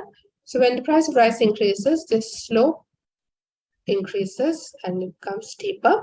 Therefore, now you can see it touches this line, this curve. ඉස්සෙල්ලා අපිට තියෙන prices වලින් 10 වලට යනකම් යන්න පුළුවන් වුණා. But now, as the price increase of one good, your budget line has shifted to this side. You know? Now your utility level is 4. So you can see how this changes when the market prices, bread, rice, and a price or if your budget changes. Accordingly, the amount that you can consume changes. If your budget changes, it will shift this way. And if your budget එක වැඩි වුණොත්, අපි හිතමු 1000 2000ට වැඩි වුණොත්, you will be able to go touch a higher utility levels. Likewise, you can see the price and the income will affect your consumption. Right? So you see now these days as the prices increase, your budget line will be affected, and as a result, you will have to consume less and less of the goods that you purchase. Right, and now we are going to move into look at you can look at quantifying the demand, right? And it's going to be a little more interesting now. Right, any questions up to this point? Recording stopped.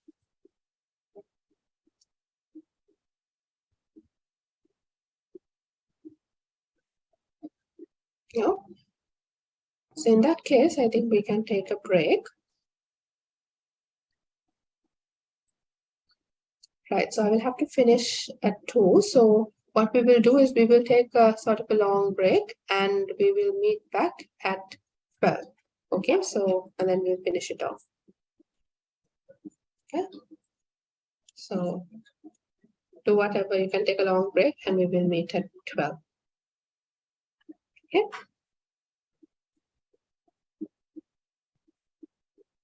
There won't be any other breaks in between, but we will continue until. Okay, any questions?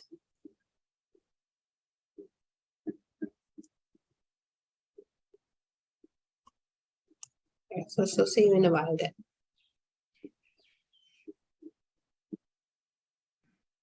Excuse me, madam, till what time you are conducting the program today? I will go until about 1:45 to 2. Okay, thank you. Thanks.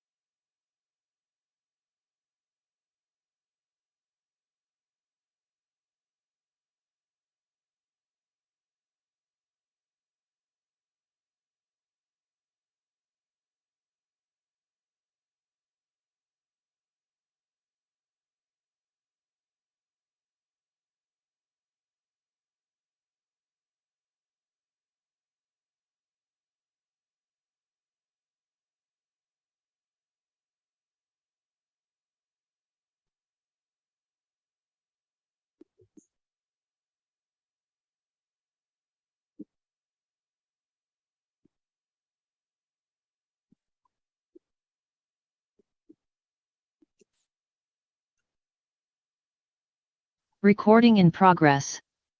Yeah, so we have been discussing the demand, the utility, and the derivation of the demand curve, and then we looked at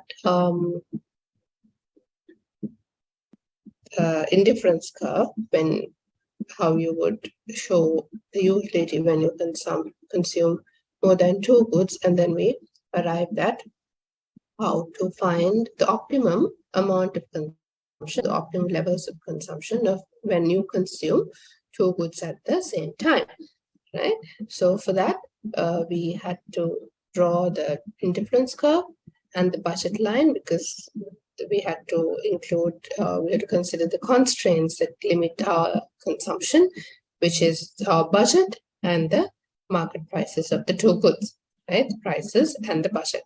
So, and then we superimposed those two, we drew both on the same curve and found the optimum levels of consumption of 2 goods, right? So you can do the same when you do several goods at the same time, but we can't show using the manually. So we sort of study the principle behind this theory using just 2 goods, right?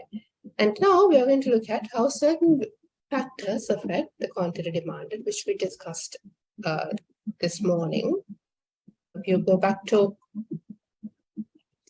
the factors affecting demand here, so we discussed several factors. Now we will take one at a time and consider, look at how these factors affect the quantity demanded and how the quantity demanded changes as these factors vary. Right. So let's take the first 3 factors: its own price, the cross prices, and income. Right. Right. So if you take the first factor, which is its own price, that we studied early on today, that when price changes, if you draw a curve connecting or showing the relationship between its own price and the quantity, price and quantity, right? As price increases, quantity decreases, right?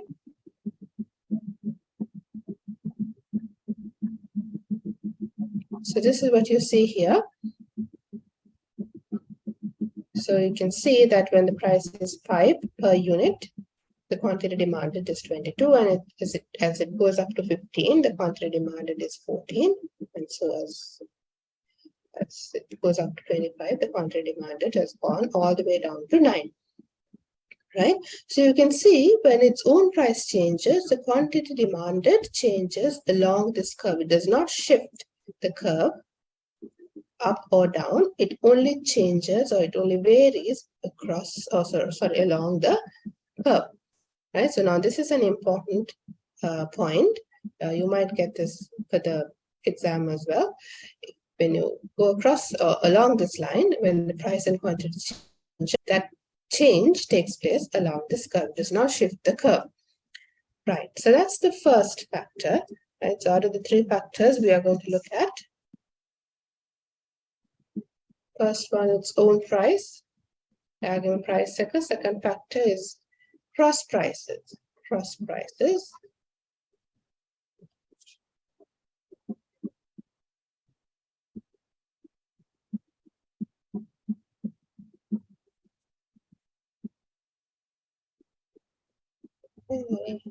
Pen doesn't right. Okay, cross prices. Then the third factor we're going to look at is income. Income we usually denote using Y, right? So this is done. Now we're going to look at cross prices. Now this is exactly what we discussed earlier. So when the price goes down by a certain percentage, the quantity increases by a percentage. Right. And then now we're going to talk about demand factors. So all other factors, now if you go back to the demand determinants,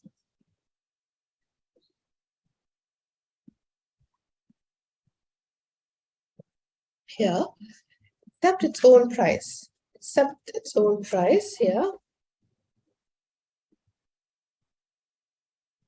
this one. All other factors are called demand shifters, right?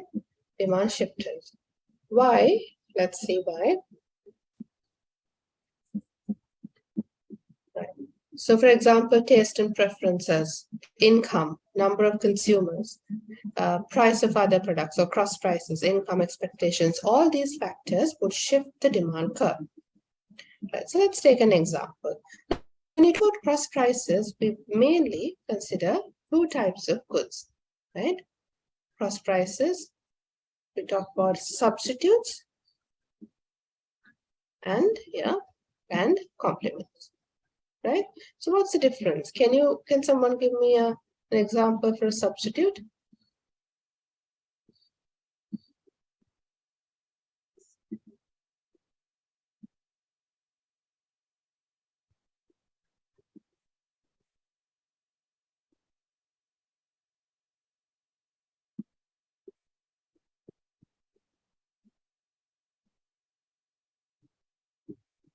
Anyone? Okay, so here's a good substitute: bread and rice, right? Tea and coffee would be can be substituted for each other. Fresh Madam, milk. butter and margarine. Very good, butter and margarine. So those could be substituted for each other. So those are all substitutes, right? So when you when you consider the consumption or to purchase butter, you would, if the price has gone up, you would look for alternatives or substitutes, right?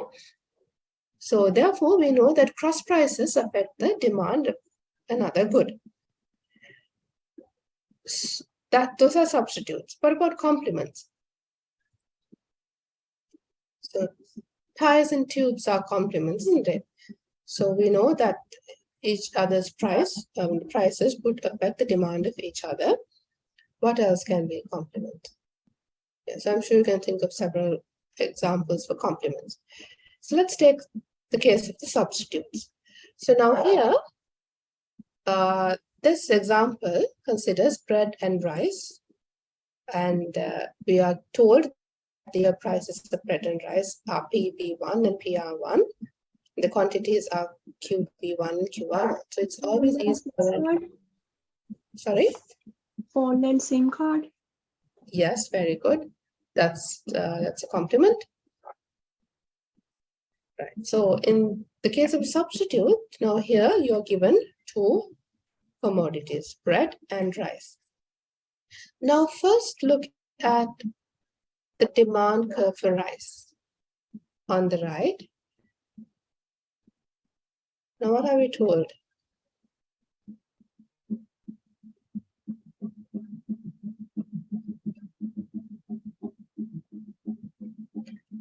Right, so let's say that,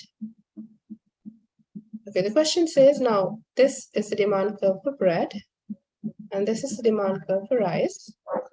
This is the initial demand curve.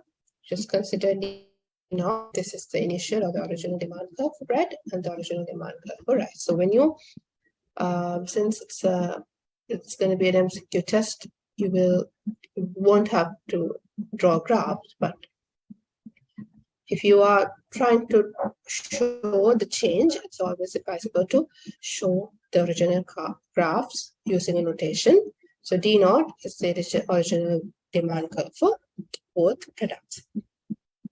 Right. So now let's take rice. So rice, we are told that the price of rice increases. And the question is, if the price of rice increases, what would happen to the quantity demanded of bread? Quantity demanded of bread. What would happen? So when you get a question like this, we first look at the demand for rice. And so how would you explain this phenomenon? Original price of rice was PR1, and at that price, consumers would purchase QR1, right? At this price, consumers would purchase this much. And what would happen when the price increases? When the price increases, what happens to the quantity of rice? We already know what happens now because it's a normal good. When price increases, the quantity of rice purchased or demanded will decrease. So you can see here, as the price goes up, that change takes place along the demand curve. In a price quantity line. So therefore, we can see that the quantity of rice has decreased. So from here, the quantity has gone down to this point, right? With the calling 10 kilos, then 8, right? So the price, when the price increases, quantity decreases. So now the price of rice has gone up.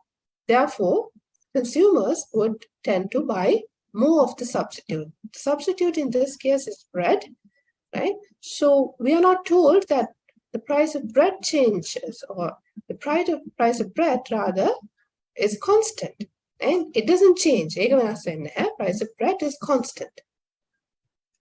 So price of bread is constant in the line making. We can show it using this horizontal line, show that it's constant in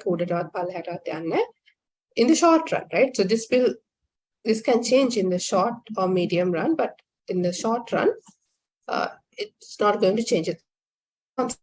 So now this is the original demand, T0. So at this price, PP की market price, the people would consume or demand Q1B. मैंने मेरे quantity का पे दमो 5 loaves or 5 units of bread. But now, as the price increases, the quantity decreases. Right? So this has to be filled with bread, and as a result, people will, or consumers will, tend to buy more bread. So therefore, there's the price doesn't change. Price of bread doesn't change. At the same price, the demand curve now shifts to D1.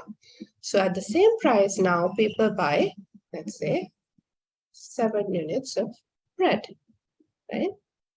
7 units of bread. So now this is not linear. This is not linear. You can see that they're all curved lines. But there is a change. When this goes down, there will be an increase in bread. So you can see now this is the demand shifter. Earlier, Yagami price tag, its own price changes, the quantity varies across this curve, right? But when a price tag, when a substitute price tag, that would shift the demand curve. Right? So we say outwards or inwards or to the left or to the right. So what would happen if the price of rice goes down?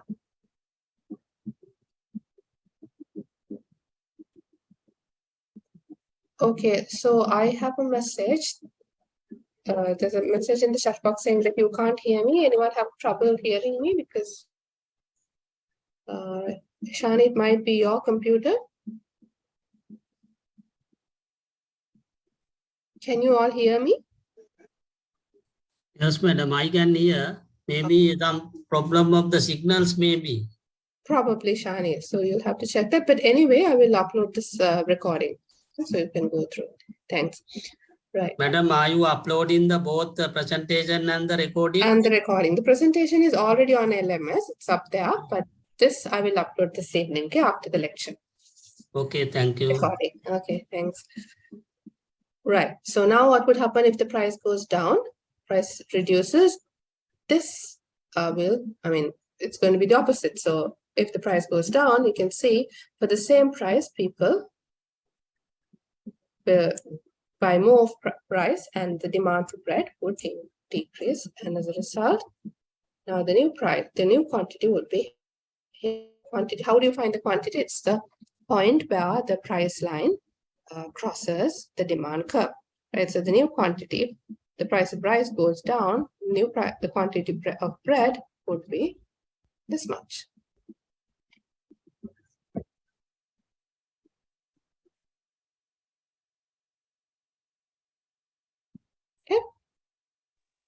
Madam මේකෙන් කියන්නේ අර අනුලෝම ප්‍රතිලෝම සමානුපාතිකත්වයද? Yes. ඒ කියන්නේ එතකොට එකක් වැඩි වෙනකොට අනිත් එක අඩු වෙනවා. That's the demand theorist නේද? price එක වැඩි වෙනකොට quantity එක අඩු වෙනවා. හැබැයි හැම product එකටම එහෙම වෙන්නේ නැහැ. හැබැයි අපි දැන් මේ principles of economics වලට ඉගෙන ගන්න normal goods වල behavior එක එහෙම. price එක වැඩි වෙනකොට quantity අඩු වෙනවා. හැබැයි සමහර goods තියෙනවා price එක වැඩි වෙනකොට quantity demanded වැඩි වෙනවා. But we don't consider those goods in this lesson. Cleared? Yes, ma'am. Good. Right. So that's about a substitute. Now let's move to the case of a complement. Right. So let's consider a complement, sugar and tea. Right. So now take a minute and see if you can illustrate using a graph what would happen to, so tea and sugar are complements, right? You consume sugar with tea or tea with sugar rather. So here you have the price of sugar and quantity of sugar. And then the question is, if the price of sugar increases, what would happen to the quantity demanded of tea? Right. Right. So how would you show this or illustrate this using a graph?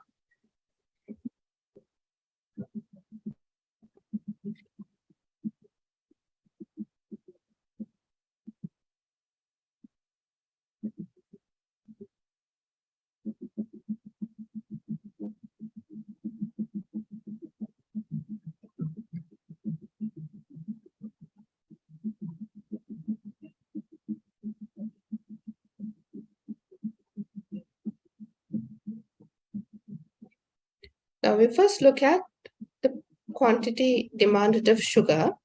When the price of sugar increases, we know that that would affect the quantity demanded of sugar. Price of sugar value according to the demand theory, the quantity demanded of sugar will go down. So that's what you see here in this graph. Original quantity of sugar was this much, let's say again 10 units at P1, make it a market price.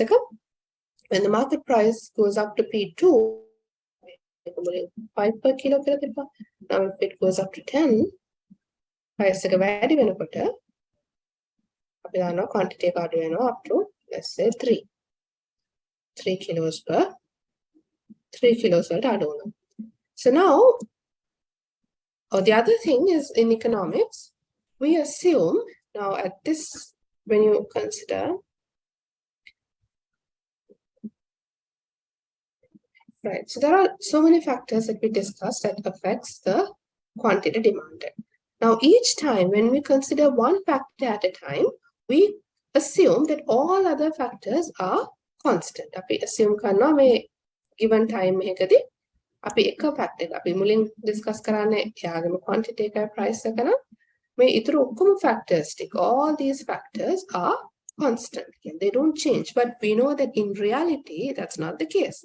Prices වැඩි වෙනත් එක්ක would change your taste and preferences, taxes, your other preferences, cross prices, all these things can change together in the real world. But since we are studying the principles, we are going to consider that all factors are constant. මේ වගේ කිසිම වෙනසක් නැහැ. prices තිබ්බ විදිහමයි. හැබැයි ඒ අපි සලකන factor එක වෙනස් වෙන්නේ කියලා නේද? So for example now, but if you are doing an actual demand estimation, we can vary all these factors because you will be using a package or a software to do the demand estimation. So when you do an actual demand analysis, you can actually vary all these variables or factors together. මේ වගේ අපිට interaction එක බලන්න පුළුවන් මේ දෙක අතර එහෙම නැත්නම් වෙන වෙන factors බලන්න පුළුවන් factors වල composite effect එකක්. So you can do anything with when you do it using a computer. But since we are trying to study the individual impact of these factors, we consider that all these factors are constant and at a given time only one factor will vary. Now we we're looking at. Because some might say, okay, but if there's no sugar, you can always consume something else instead of sugar. But that's not the case. We assume that, you prefer sugar only. So if the sugar consumption goes down, that's going to affect the tea consumption. So we are not told that the price of tea, this is actually price of tea. Price of tea is constant, and originally this was the demand pulling consume karate 2 packs per month. Now with this change in demand for the same price of tea, now you consume only 1, right? And the tea quantity has gone down. Why? Because the price of sugar went up. As a result, the quantity consumed or continued demanded of sugar went down. Because there's no sugar to drink or consume tea with, you have to reduce the consumption of tea. So in the short run, the price of tea stays constant. Therefore, for the same price of tea, you can see the tea consumption went down. So that's how we show the relationship between complements, price and quantity, cross prices. Right? So now we looked at substitutes and complements under cross prices. So there's another factor. So cross prices covered. Now let's look at the third factor which affects the demand, your income. Right.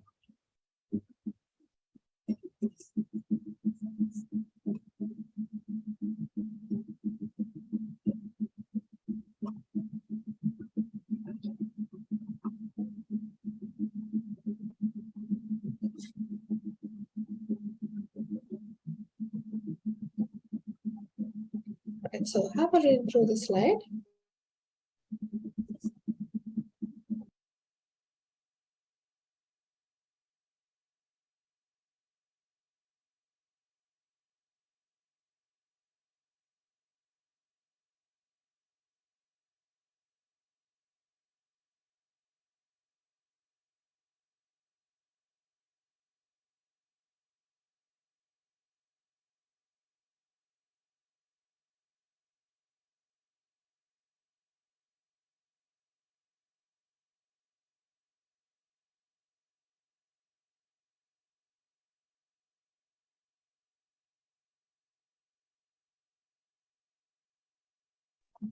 Right, so it's no doubt that our level of income affects the demand, our demand for goods and services.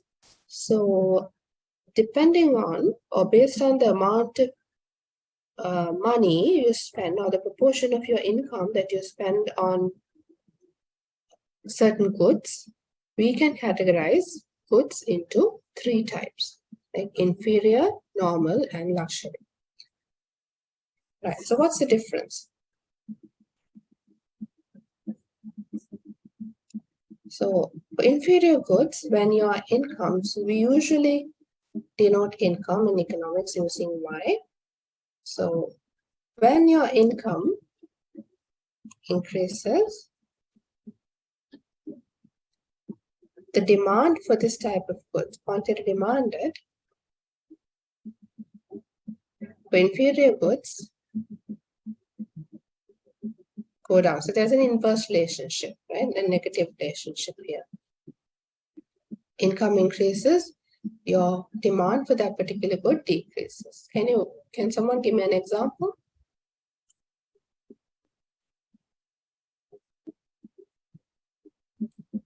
Can we take rice, because there are different types of rice? Yeah, that's a good example. So basically the brand, isn't it? Store brands, like if you when you have sort of in the low income category, you might tend to buy store brands or rice of maybe a brand, right? But when your income increases, your demand for that brand decreases, right? And you tend to buy a higher or a more expensive brand, right? So that particular brand has become inferior. Is that right? Yeah, madam, it's okay. Okay, so that's a inferior relationship, or it's an inferior good rather, right? So from analogous phones to you tend to buy smartphones when your income increases, or something like that. So yeah, they're called normal analog cell phones, isn't it? So anyways, so the idea is when your income increases, your quantity demanded decreases. Then normal goods. For normal goods, when income increases, the quantity demanded increases. So there is a positive relationship. Same goes for luxury goods. When your income increases, the quantity demanded increases. Again, a positive relationship. But for luxury goods, for you to buy, the portion of income that you spend is huge, right? So your income has to increase by a higher percentage, right? Just because my income increases from 10,000 to 20,000 doesn't mean that I can buy a luxury car, right? Or jewelry. So it has to increase by a certain amount. So when we talk about elasticity in the coming slides, we might be able to discuss a little bit more on this. So, right. But then there's a positive relationship between normal goods, income and quantity demanded for normal goods and luxury goods, right? Right. So now we are going to talk about elasticity of demand. Now, this is a very important concept in economics, elasticity, because we talk about elasticity of demand, elasticity of supply, elasticity of production. Right. So what do we mean by elasticity?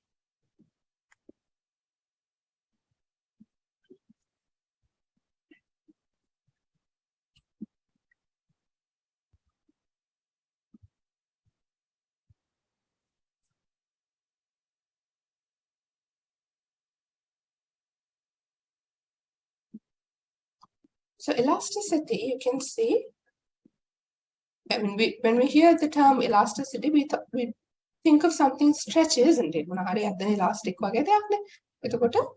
Elasticity is, we're looking at how elastic or how stretchy or how responsive is the demand for the change in certain factors. And we discussed several factors. We talked about its own price, cross prices, income, taste and preferences. So we look at age, things that, factors that affects the demand. But we know that these factors change. Prices increase, age increases, your education level, cross prices, income, these things vary, these factors. Now, as economists, we are interested in finding the change, quantifying the change in demand, right? Now, even if you don't study economics, you can still say when the price increases, the quantity, you demand less of a quantity or a good. So, but we are more interested, or we try to sort of quantify this change, right? We can do that using elasticity formula. It's a very simple formula, but the idea behind is that we are trying to find out how responsive is the change in demand to a change in any other factor, right? So there are two different methods of elasticity, point elasticity and arc elasticity. Now, in this lesson, we will only look at point elasticity. The theory behind arc and point elasticity are the same. So if you're interested, you can also read up on arc elasticity. Right, so let's take one factor at a time. Now, we are first going to look at elasticity, its own price elasticity, we call it own price. Elasticity. Right, so if I write the equation simply, elasticity, now we use eta to denote elasticity, or some people write it as elasticity like that. Elasticity, own price elasticity, or price elasticity, we call it.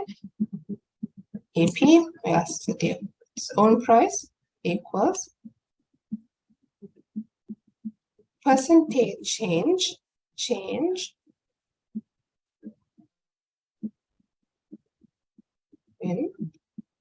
quantity demanded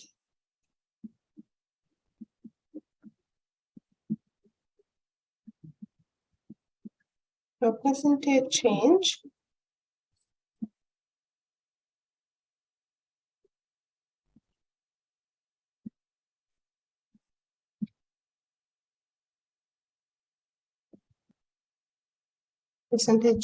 in any factor, right? Percentage change in any factor. If you're looking at its own price, it's going to be the price change. If you're looking at income, your denominator will have income there. Now, since we're looking at own price, I'm going to write its own price here. Price. Price. Now, if it's bread වල elasticity එක නම් අපි බලන්නේ price of bread. Right? So I can simplify this further. Percentage change, we write, change using delta. So percentage change in quantity demanded of bread to a percentage change in price of bread, right? So how do you find the percentage change? It's very simple, isn't it? If you know the initial price and new price, it's the difference divided by the initial price. So for example, percentage change in bread, bread වල new price second minus bread වල original price second, original price of bread times 100. So you can find the percentage change in quantity and the percentage change in price. So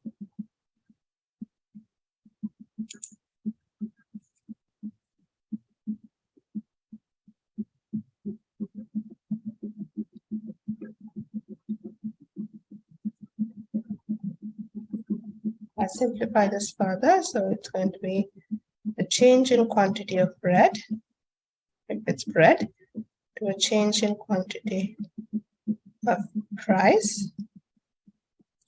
So the original price times original quantity. Okay.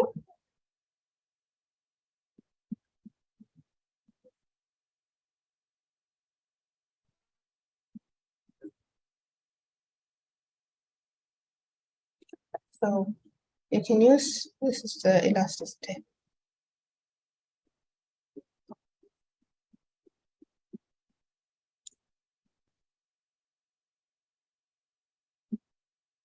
Question.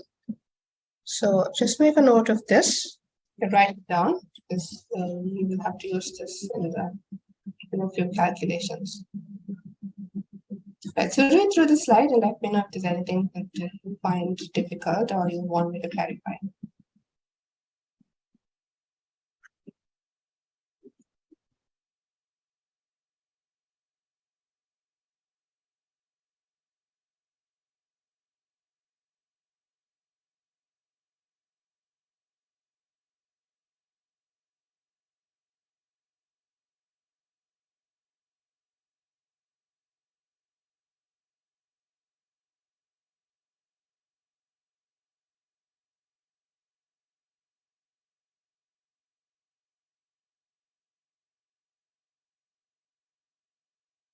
No?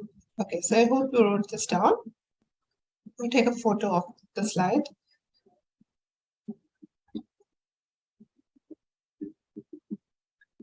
Right, so if you, and this will be a negative value. Right, the value that you get here will be negative because we know that the demand relationship is a negative relationship when the price increases quantity demanded. So the answer will get should be a negative answer. Right. So now here,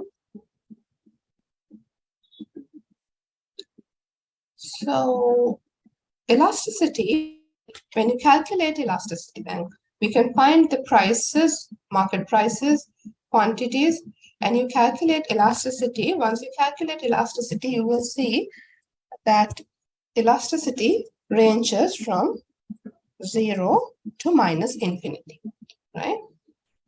0 to minus infinity.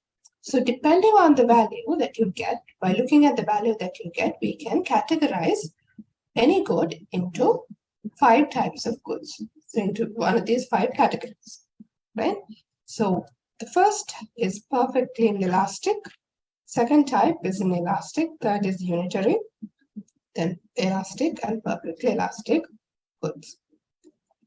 Right, but we only look at absolute value. Although you get a negative answer, we only look at the value only, not the sign. Right, so what are perfectly inelastic goods? The first type of goods.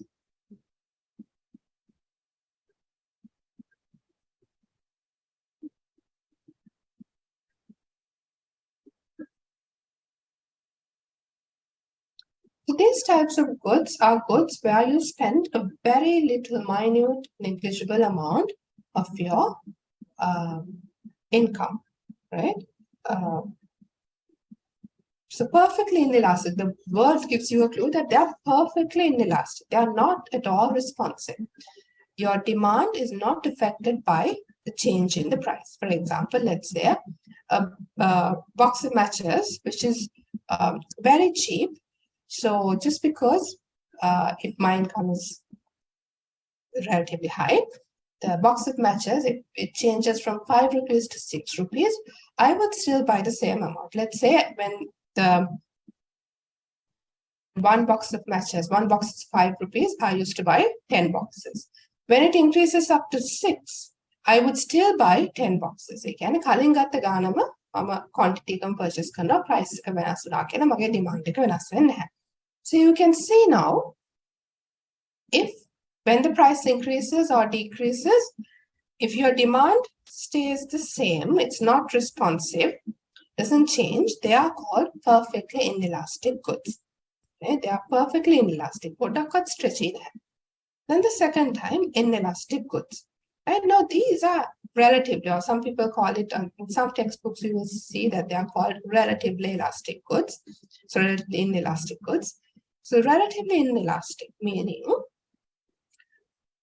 when your price increases by a certain percentage, the quantity demanded will go down by a percentage that is less than that percentage. So let's say the price of the good increases by 5%. The quantity demanded will go down by, let's 4, 3, 2, 1, an amount which is less than 5. Okay? So it's still responsive. It's responsive, meaning when the price increases, there will be a demand, reduction in the demand, but that will be less than the increase in the price. And so those are called inelastic goods. For example, necessities now. Sugar, dal, flour, rice, those are necessities. Even staple foods, right? So you have to buy these on a daily basis or a weekly basis. So you have to eat. Therefore, even if the price increases, you still tend to buy.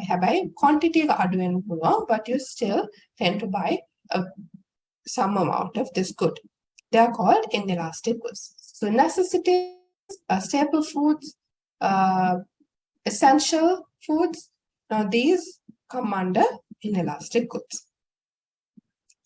Right?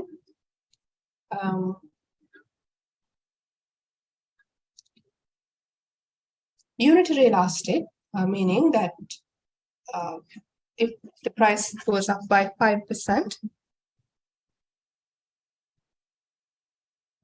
if the price of the product goes up by 5%, the quantity goes down by 5%, the same amount. 1% quantity demanded will go down by 1%. Right? That's why it's called unitary unit, right? Same amount. Then, fourth category, elastic goods. Now, can you think of examples? Now, these goods are very responsive. If the price goes up by 5%, the quantity demanded goes down by a percentage that is greater than 5%. 5% price quantity demanded 5% value percentage, 6, 7, 10, 20%. right? So they are very stretchy and elastic. Price එක වැඩි වෙන ගමන් demand එක ඊට වඩා ලොකු portion එකකින් අඩු වෙනවා.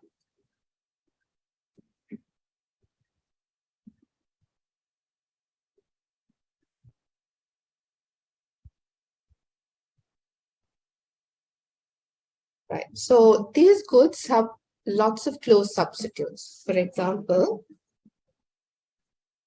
now milk powder has lots of substitutes. Certain biscuit brands, right, with lots of substitutes. So when you why does that happen? When the price increases, people can easily go for substitutes. So therefore, when the price increases by a small amount, the demand goes down by a larger amount, large percentage or a proportion, right? So that's the idea. Those are called elastic goods. Then perfectly elastic. Perfectly means people, we call it, consumer would exit this brand or this good, right? For example, vegetables or fruits, which are very homogeneous, right? If a seller changes or increases the price by even a small amount, people would even stop buying that. Vegetables, you can live with by consuming other types of vegetables. You don't really have to buy one if it's really expensive. Right? So if they have lots of very close substitutes, then it can be a perfectly elastic good. When the price increases by a small amount, even people would stop buying that good. Perfectly elastic. Okay, is this clear?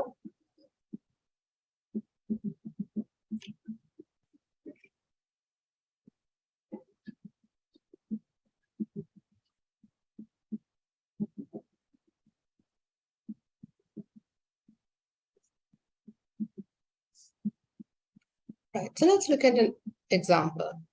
Now, read this example and see if you can work this out. The answer is also there.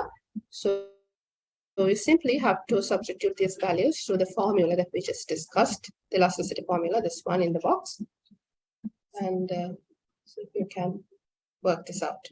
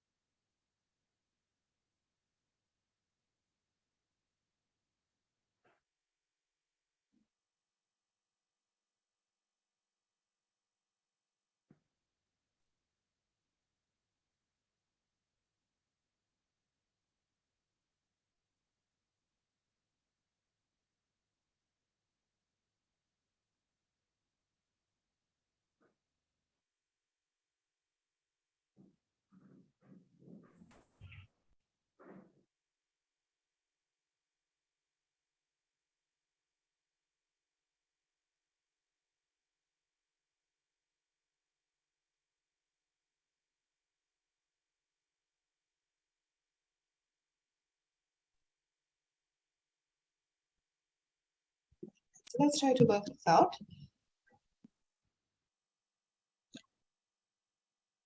Says the price of bread has increased from rupees 15 to 20. So the price of bread has gone up from 15 to 20.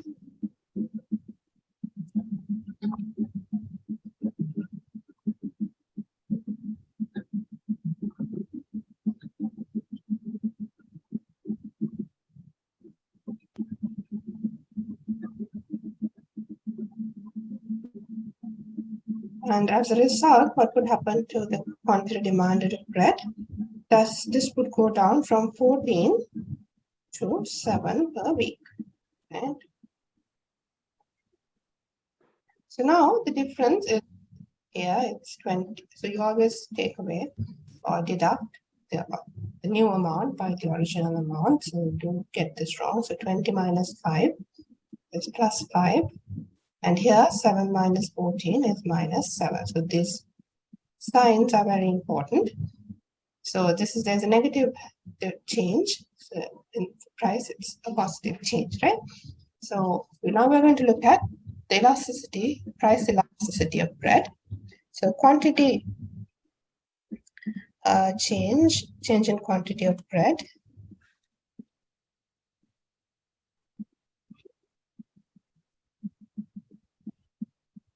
So change in price of bread, original price of bread divided by quantity of bread. Right. So first we'll substitute the numbers for the denominator in the numerator here. So change in QB or change in the quantity of bread is minus 7.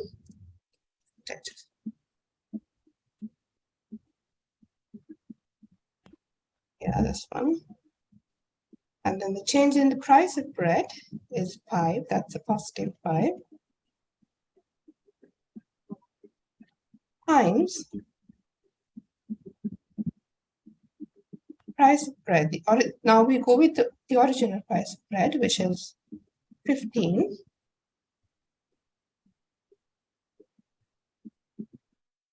The original price of the bread is 40. Right? So now it's a simple calculation.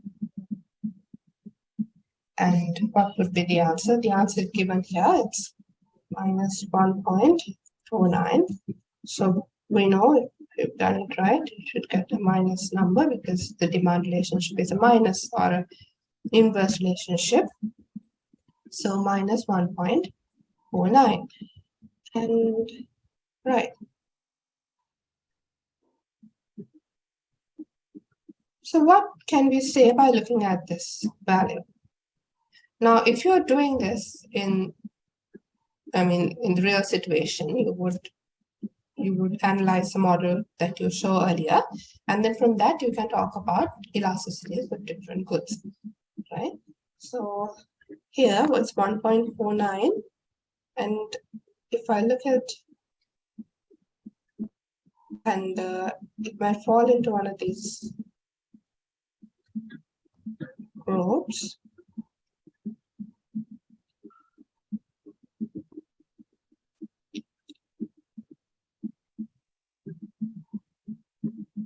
So what it means is when the price increases by 1 unit or 1%, the demand goes down because it's negative, goes down or decreases by 1.49%.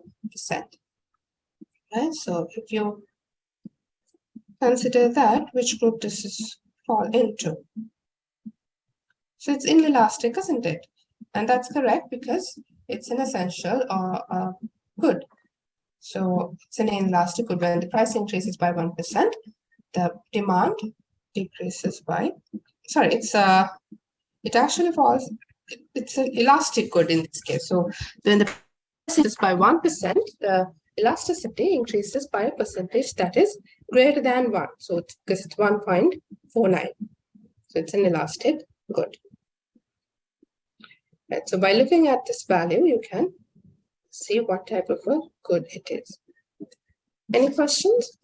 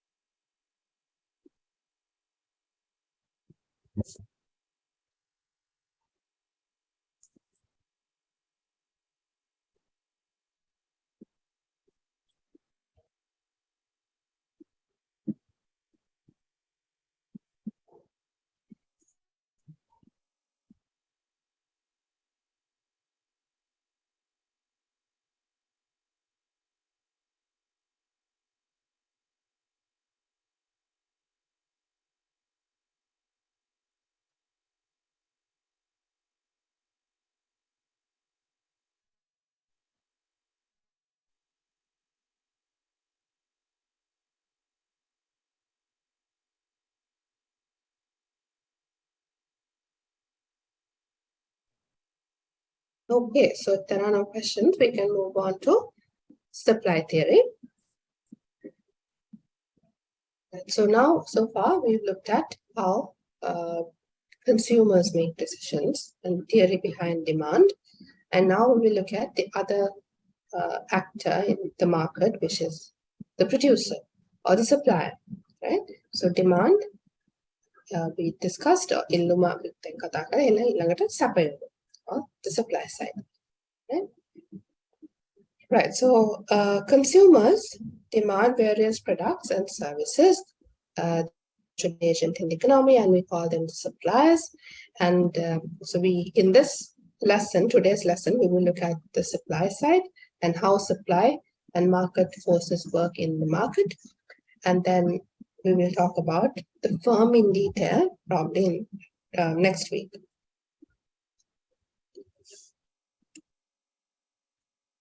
Right. So just like in the case of the demand, we can talk about factors affecting supply, right? So consider any product or service, let's say production of tea or rubber or paddy or any crop, right? Or livestock or even any service, right? What factors would affect the supply? So we call them the determinants of supply.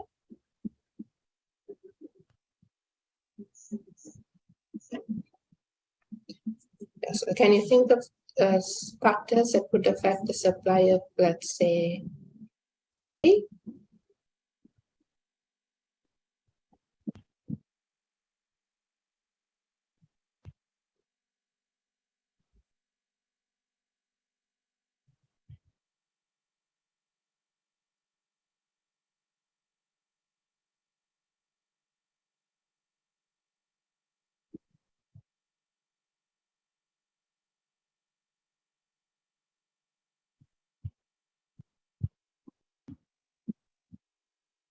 So we can write the determinants in the form of a function, just like in the demand case. So the quantity supplied of paddy is a function or would change or would vary with certain factors that affect the supply of paddy. What are the factors that you think of? Obviously, its own price, right? So suppliers definitely would look at the price of paddy in the market. So we know that, if it's low, they tend to store and not supply to the market. So its own price will have an impact on the quantity supplied of paddy to the market. Right? Eyalume price එක මත depend on supply එක.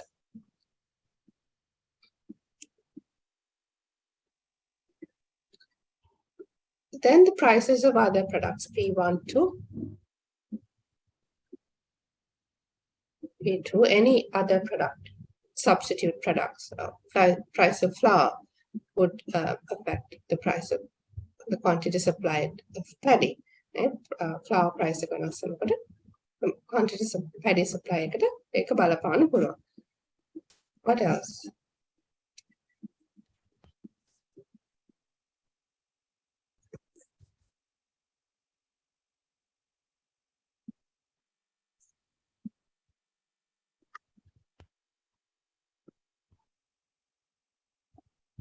What else?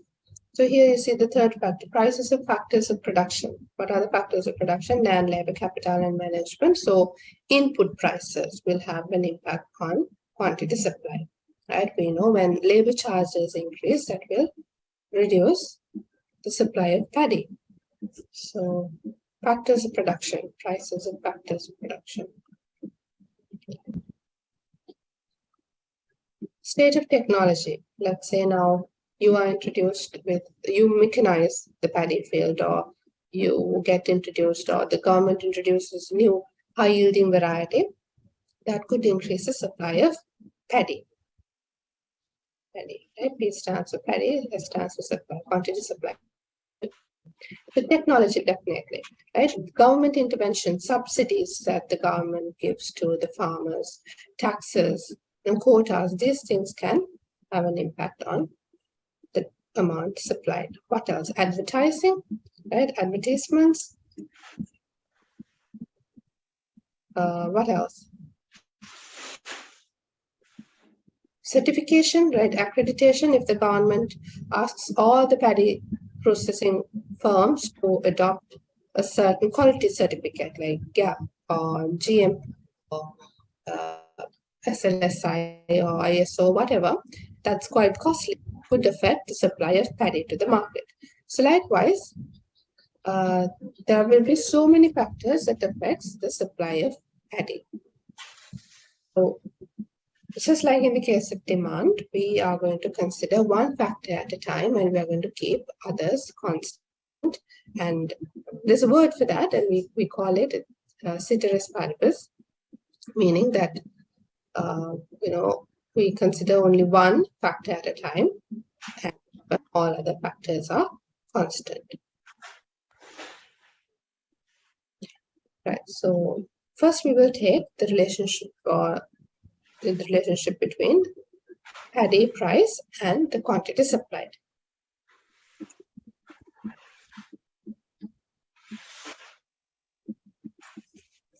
Right. So if you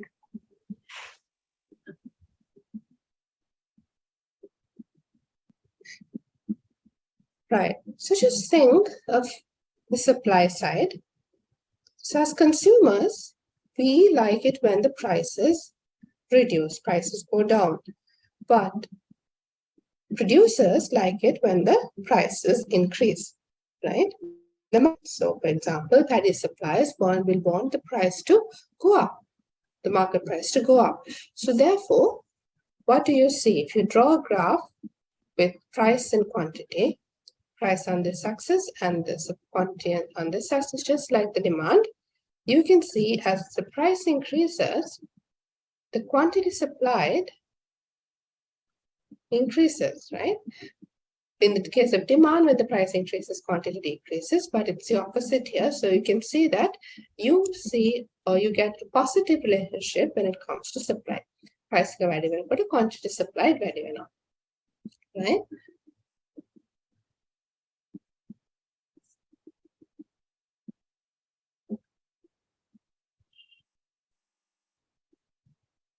Right. So you can see its own price. Price that happens along the supply curve.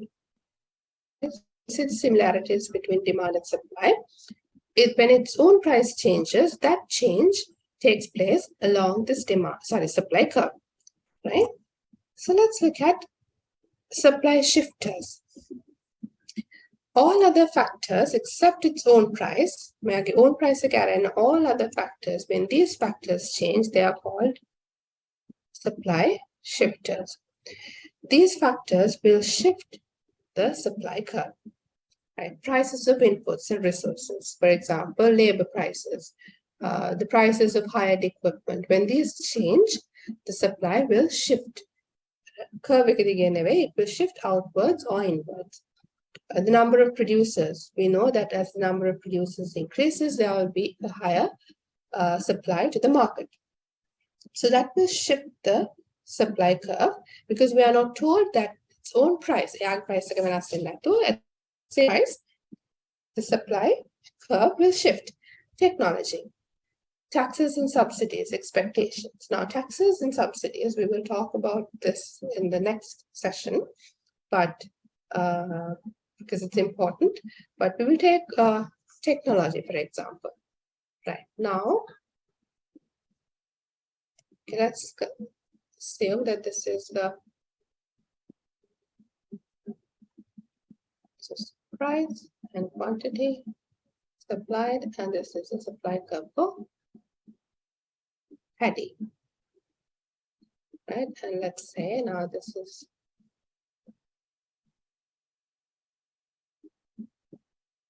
this could be the original price in the market. Let's say 10 per kilo original price, and at this price, the supply 50 goes to the market. This is the original supply curve. So what would happen if these suppliers or the producers are introduced with a new high yielding variety, right? That gives a higher yield or a bumper harvest. What would happen to the supply? How would you show that using this curve or graph?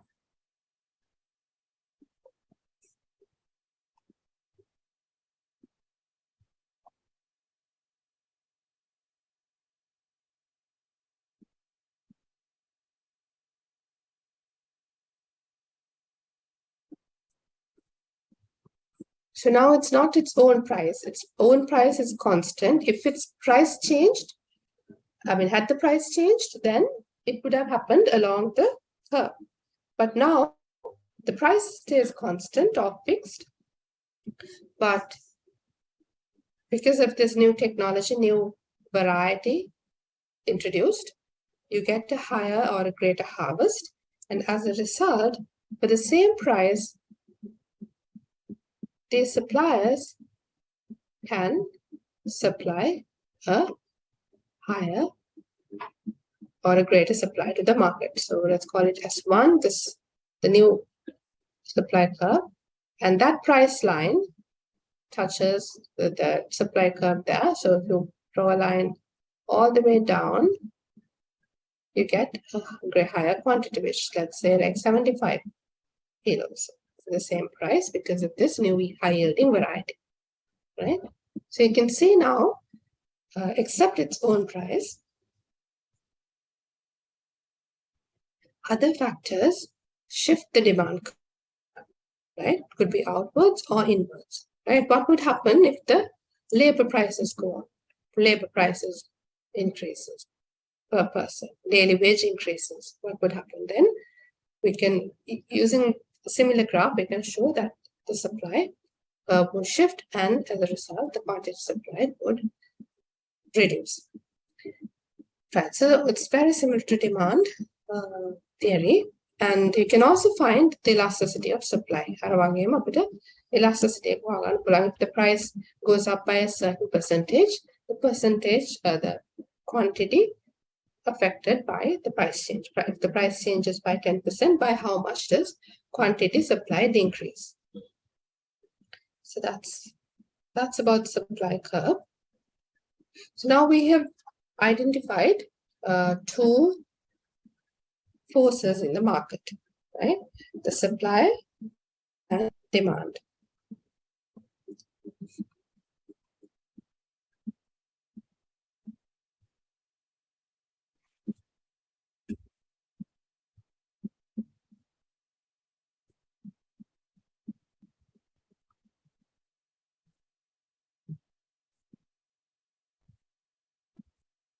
Right.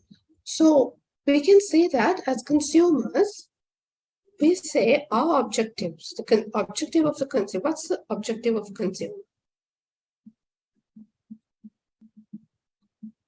What would be the objective? Now, we've talked about consumer theory earlier on.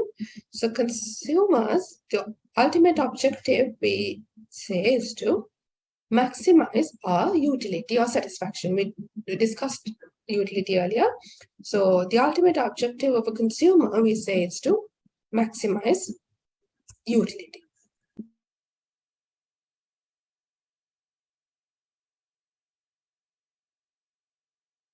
Is to maximize utility. So to maximize utility, we saw that we like it when the prices decrease, prices go down, prices අඩුවෙන තරමට අපිට අපේ maximum utility එකට යන්න පුළුවන්. We saw that earlier. Now, So consumers' objective or the goal is to maximize utility. What would be the objective of a producer or a supplier? So producer's objective, we say, is to maximize profit, isn't it? Any producer, it would be to maximize profit. That's the rational producer. So therefore, the producers or suppliers like it when the prices or the price increases. We like it, we want to push the demand curve down, push the price down, whereas the suppliers would want to push the price down. So there are two forces working in the market. If you consider the market for any good, let's say now this is the paddy market. So we saw that consumers are trying to push the price down, whereas the suppliers are trying to push the price up. So in an ideal market, in a perfectly competitive market, so in an ideal market, these two forces would work and they would decide on a price that is agreed by both producers and suppliers. So now that price we call as equilibrium price. Now please star is to denote that it's equilibrium. You can see in the paddy market, the supply curve intersects the demand curve here. So now this point, where the cross kind of point, equilibrium, market equilibrium, right? Market equilibrium. That price is P star and that corresponding quantity is Q star. Now this is the price at which the producers prefer to supply and consumers prefer to consume, right?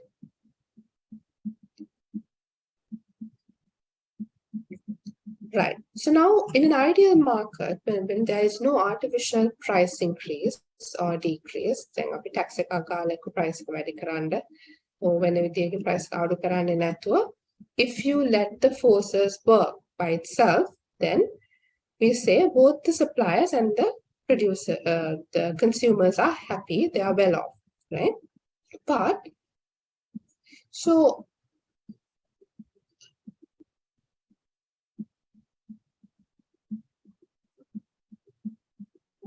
right, so this is the market equilibrium, which we just discussed.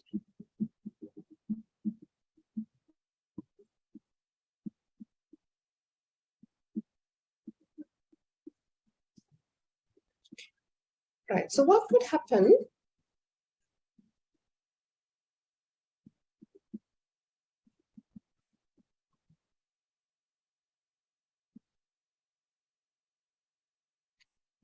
if the price increases? Now let's say now this is paddy market equilibrium. What would happen when the price goes up?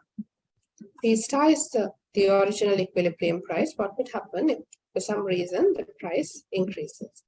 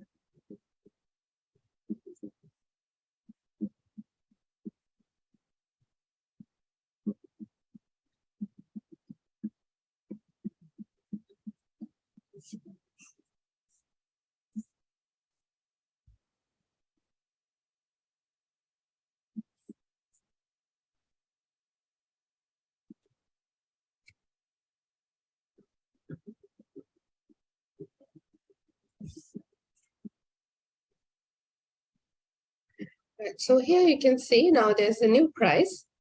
The price is P star, let's say 10 per kilo. Now this goes up to 12 per kilo. And as a result, now this is the new price line. So the new price line touches the market supply curve here, right?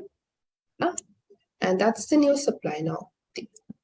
the original supply and demand are the same, right? Are the same quantity, right?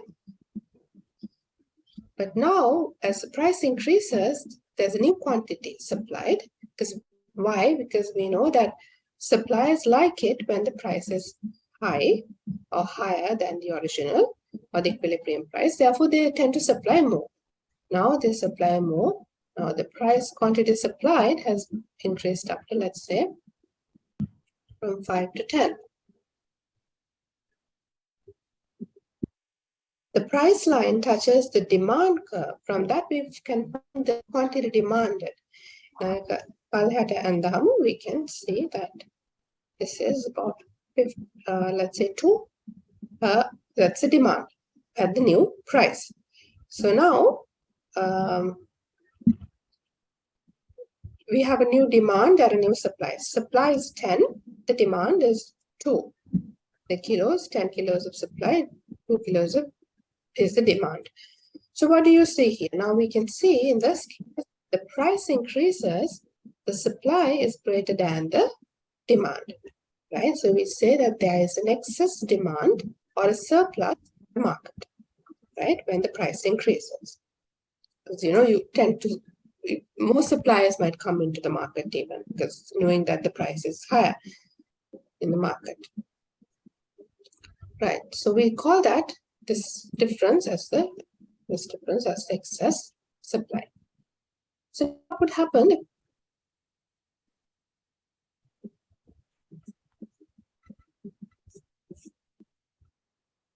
the price goes down? What would happen if the price goes down? Let's say this much, P2. From the original price, the equilibrium price, the price goes down to P2. Now again, you can see there's the price line touches the supply curve, the purple line there. So if you draw a line all the way down, and let's say this is about 3. And this is the demand curve now. You can see the demand curve in green. So that's about, let's say, 7. So now the demand is greater than the supply, right? Price account. How people tend to purchase or demand more, but suppliers don't like it. They supply less. Now the supply is 3 kilos, demand is 7, so therefore there is an excess demand in the market or a shortage in the market when the price goes down, right? So you can see now when the prices change or vary or go up or down from the equilibrium, it affects one of the parties, right? It either affects the suppliers or the consumers, right? So a policymaker would want to know, so whenever you impose any kind of market, price control or a tax or a subsidy, a policymaker would want to know how is it going to affect the economy, right? So how do you do that? How do you estimate that? So you would now, the ideal situation in the market would be, so you have price and quantity here, and rather the market.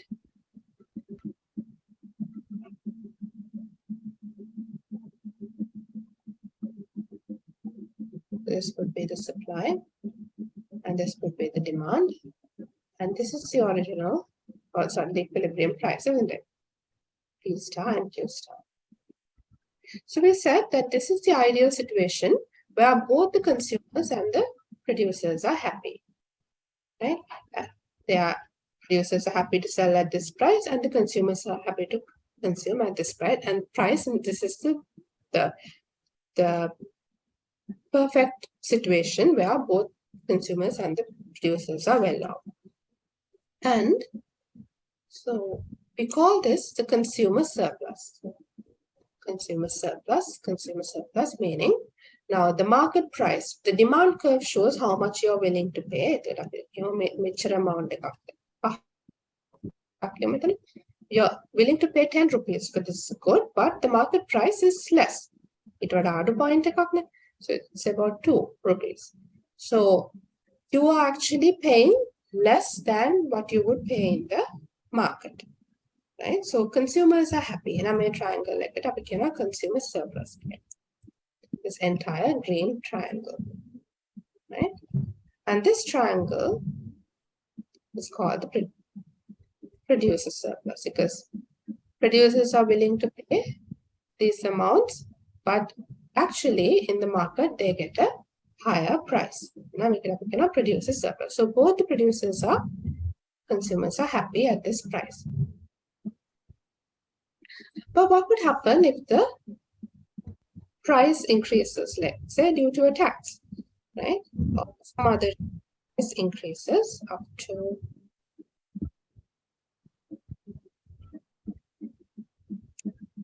let's say this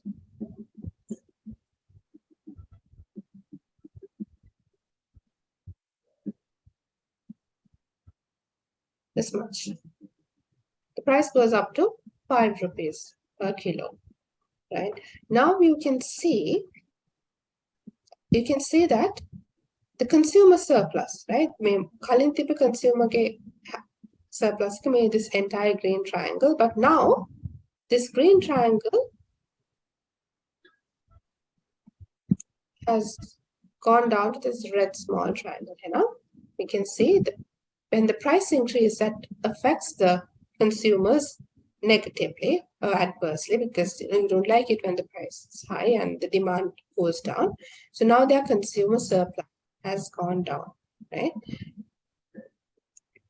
This is the new price. And see, producers like it when the price is high. And producers are කැමති මේක දෙකේ ඉඳන් පහ වෙනකම් වැඩි වුණාට එන ඒගොල්ලන්ගේ මේ පොඩි triangle එක නම් වැඩි වෙලා තියෙනවා මේ ලොකු triangle එක වෙනකම්. So you can see now the consumers are not happy, but the producers are happy.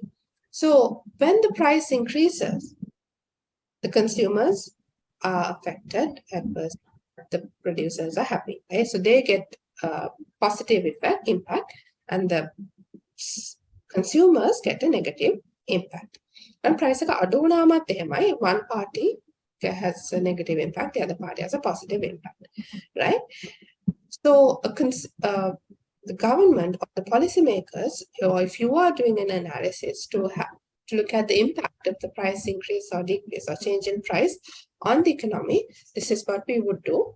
So you would find the original consumer surplus and the producer surplus, and you would try to calculate the surpluses due to this change in price, right? And you can show, you can give values to show that there will be this much of a impact on the economy, right? So now this is only, there are two parties, but when the government comes in, for example, if you impose a tax, the government also earns a revenue, so that also can be calculated, right? So that we will discuss in the next lesson, the tax impact.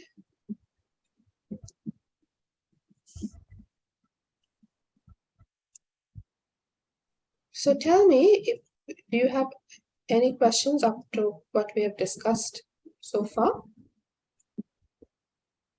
Recording stopped. Anything that you want me to clarify?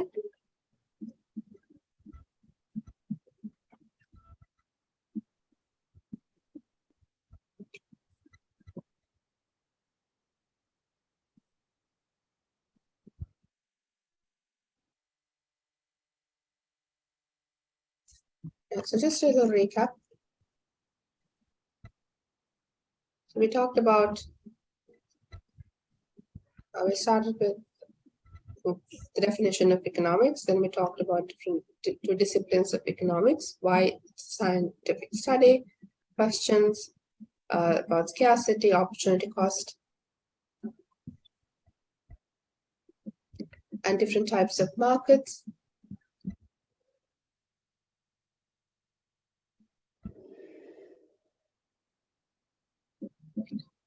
And then we talked about Karl Marx and Das Kapital, a little bit on Adam Smith, and then we moved on to nature of demand and the demand, and we write the determinants in the form of a function if you want to estimate the demand function. Then we discussed the theory behind demand, utility, and marginal utility and so on, and indifference curve, the budget line. Then we talked about how certain factors affect the demand, its own price, cross prices or demand shifters. Then the change, elasticity of demand, where we quantify the change in factors on the quantity demanded. Yeah, and then we now discuss the supply side, which is very similar to demand and the estimation of demand. And then we talked about market equilibrium, factors affecting market equilibrium. So you can also show how certain factors could affect the equilibrium. For example, if the new technology is introduced, we know the supply will shift this way, isn't it? And we can discuss the supply could be this new supply curve. And now there is a new equilibrium here. So you can see now there's a higher quantity at a lower price. Okay? So likewise, you can, by using illustrations, you can figure out how certain factors affect the demand and the price. Okay? Right, so I think we can stop here for today, and we will start from where we stopped today next time. Okay.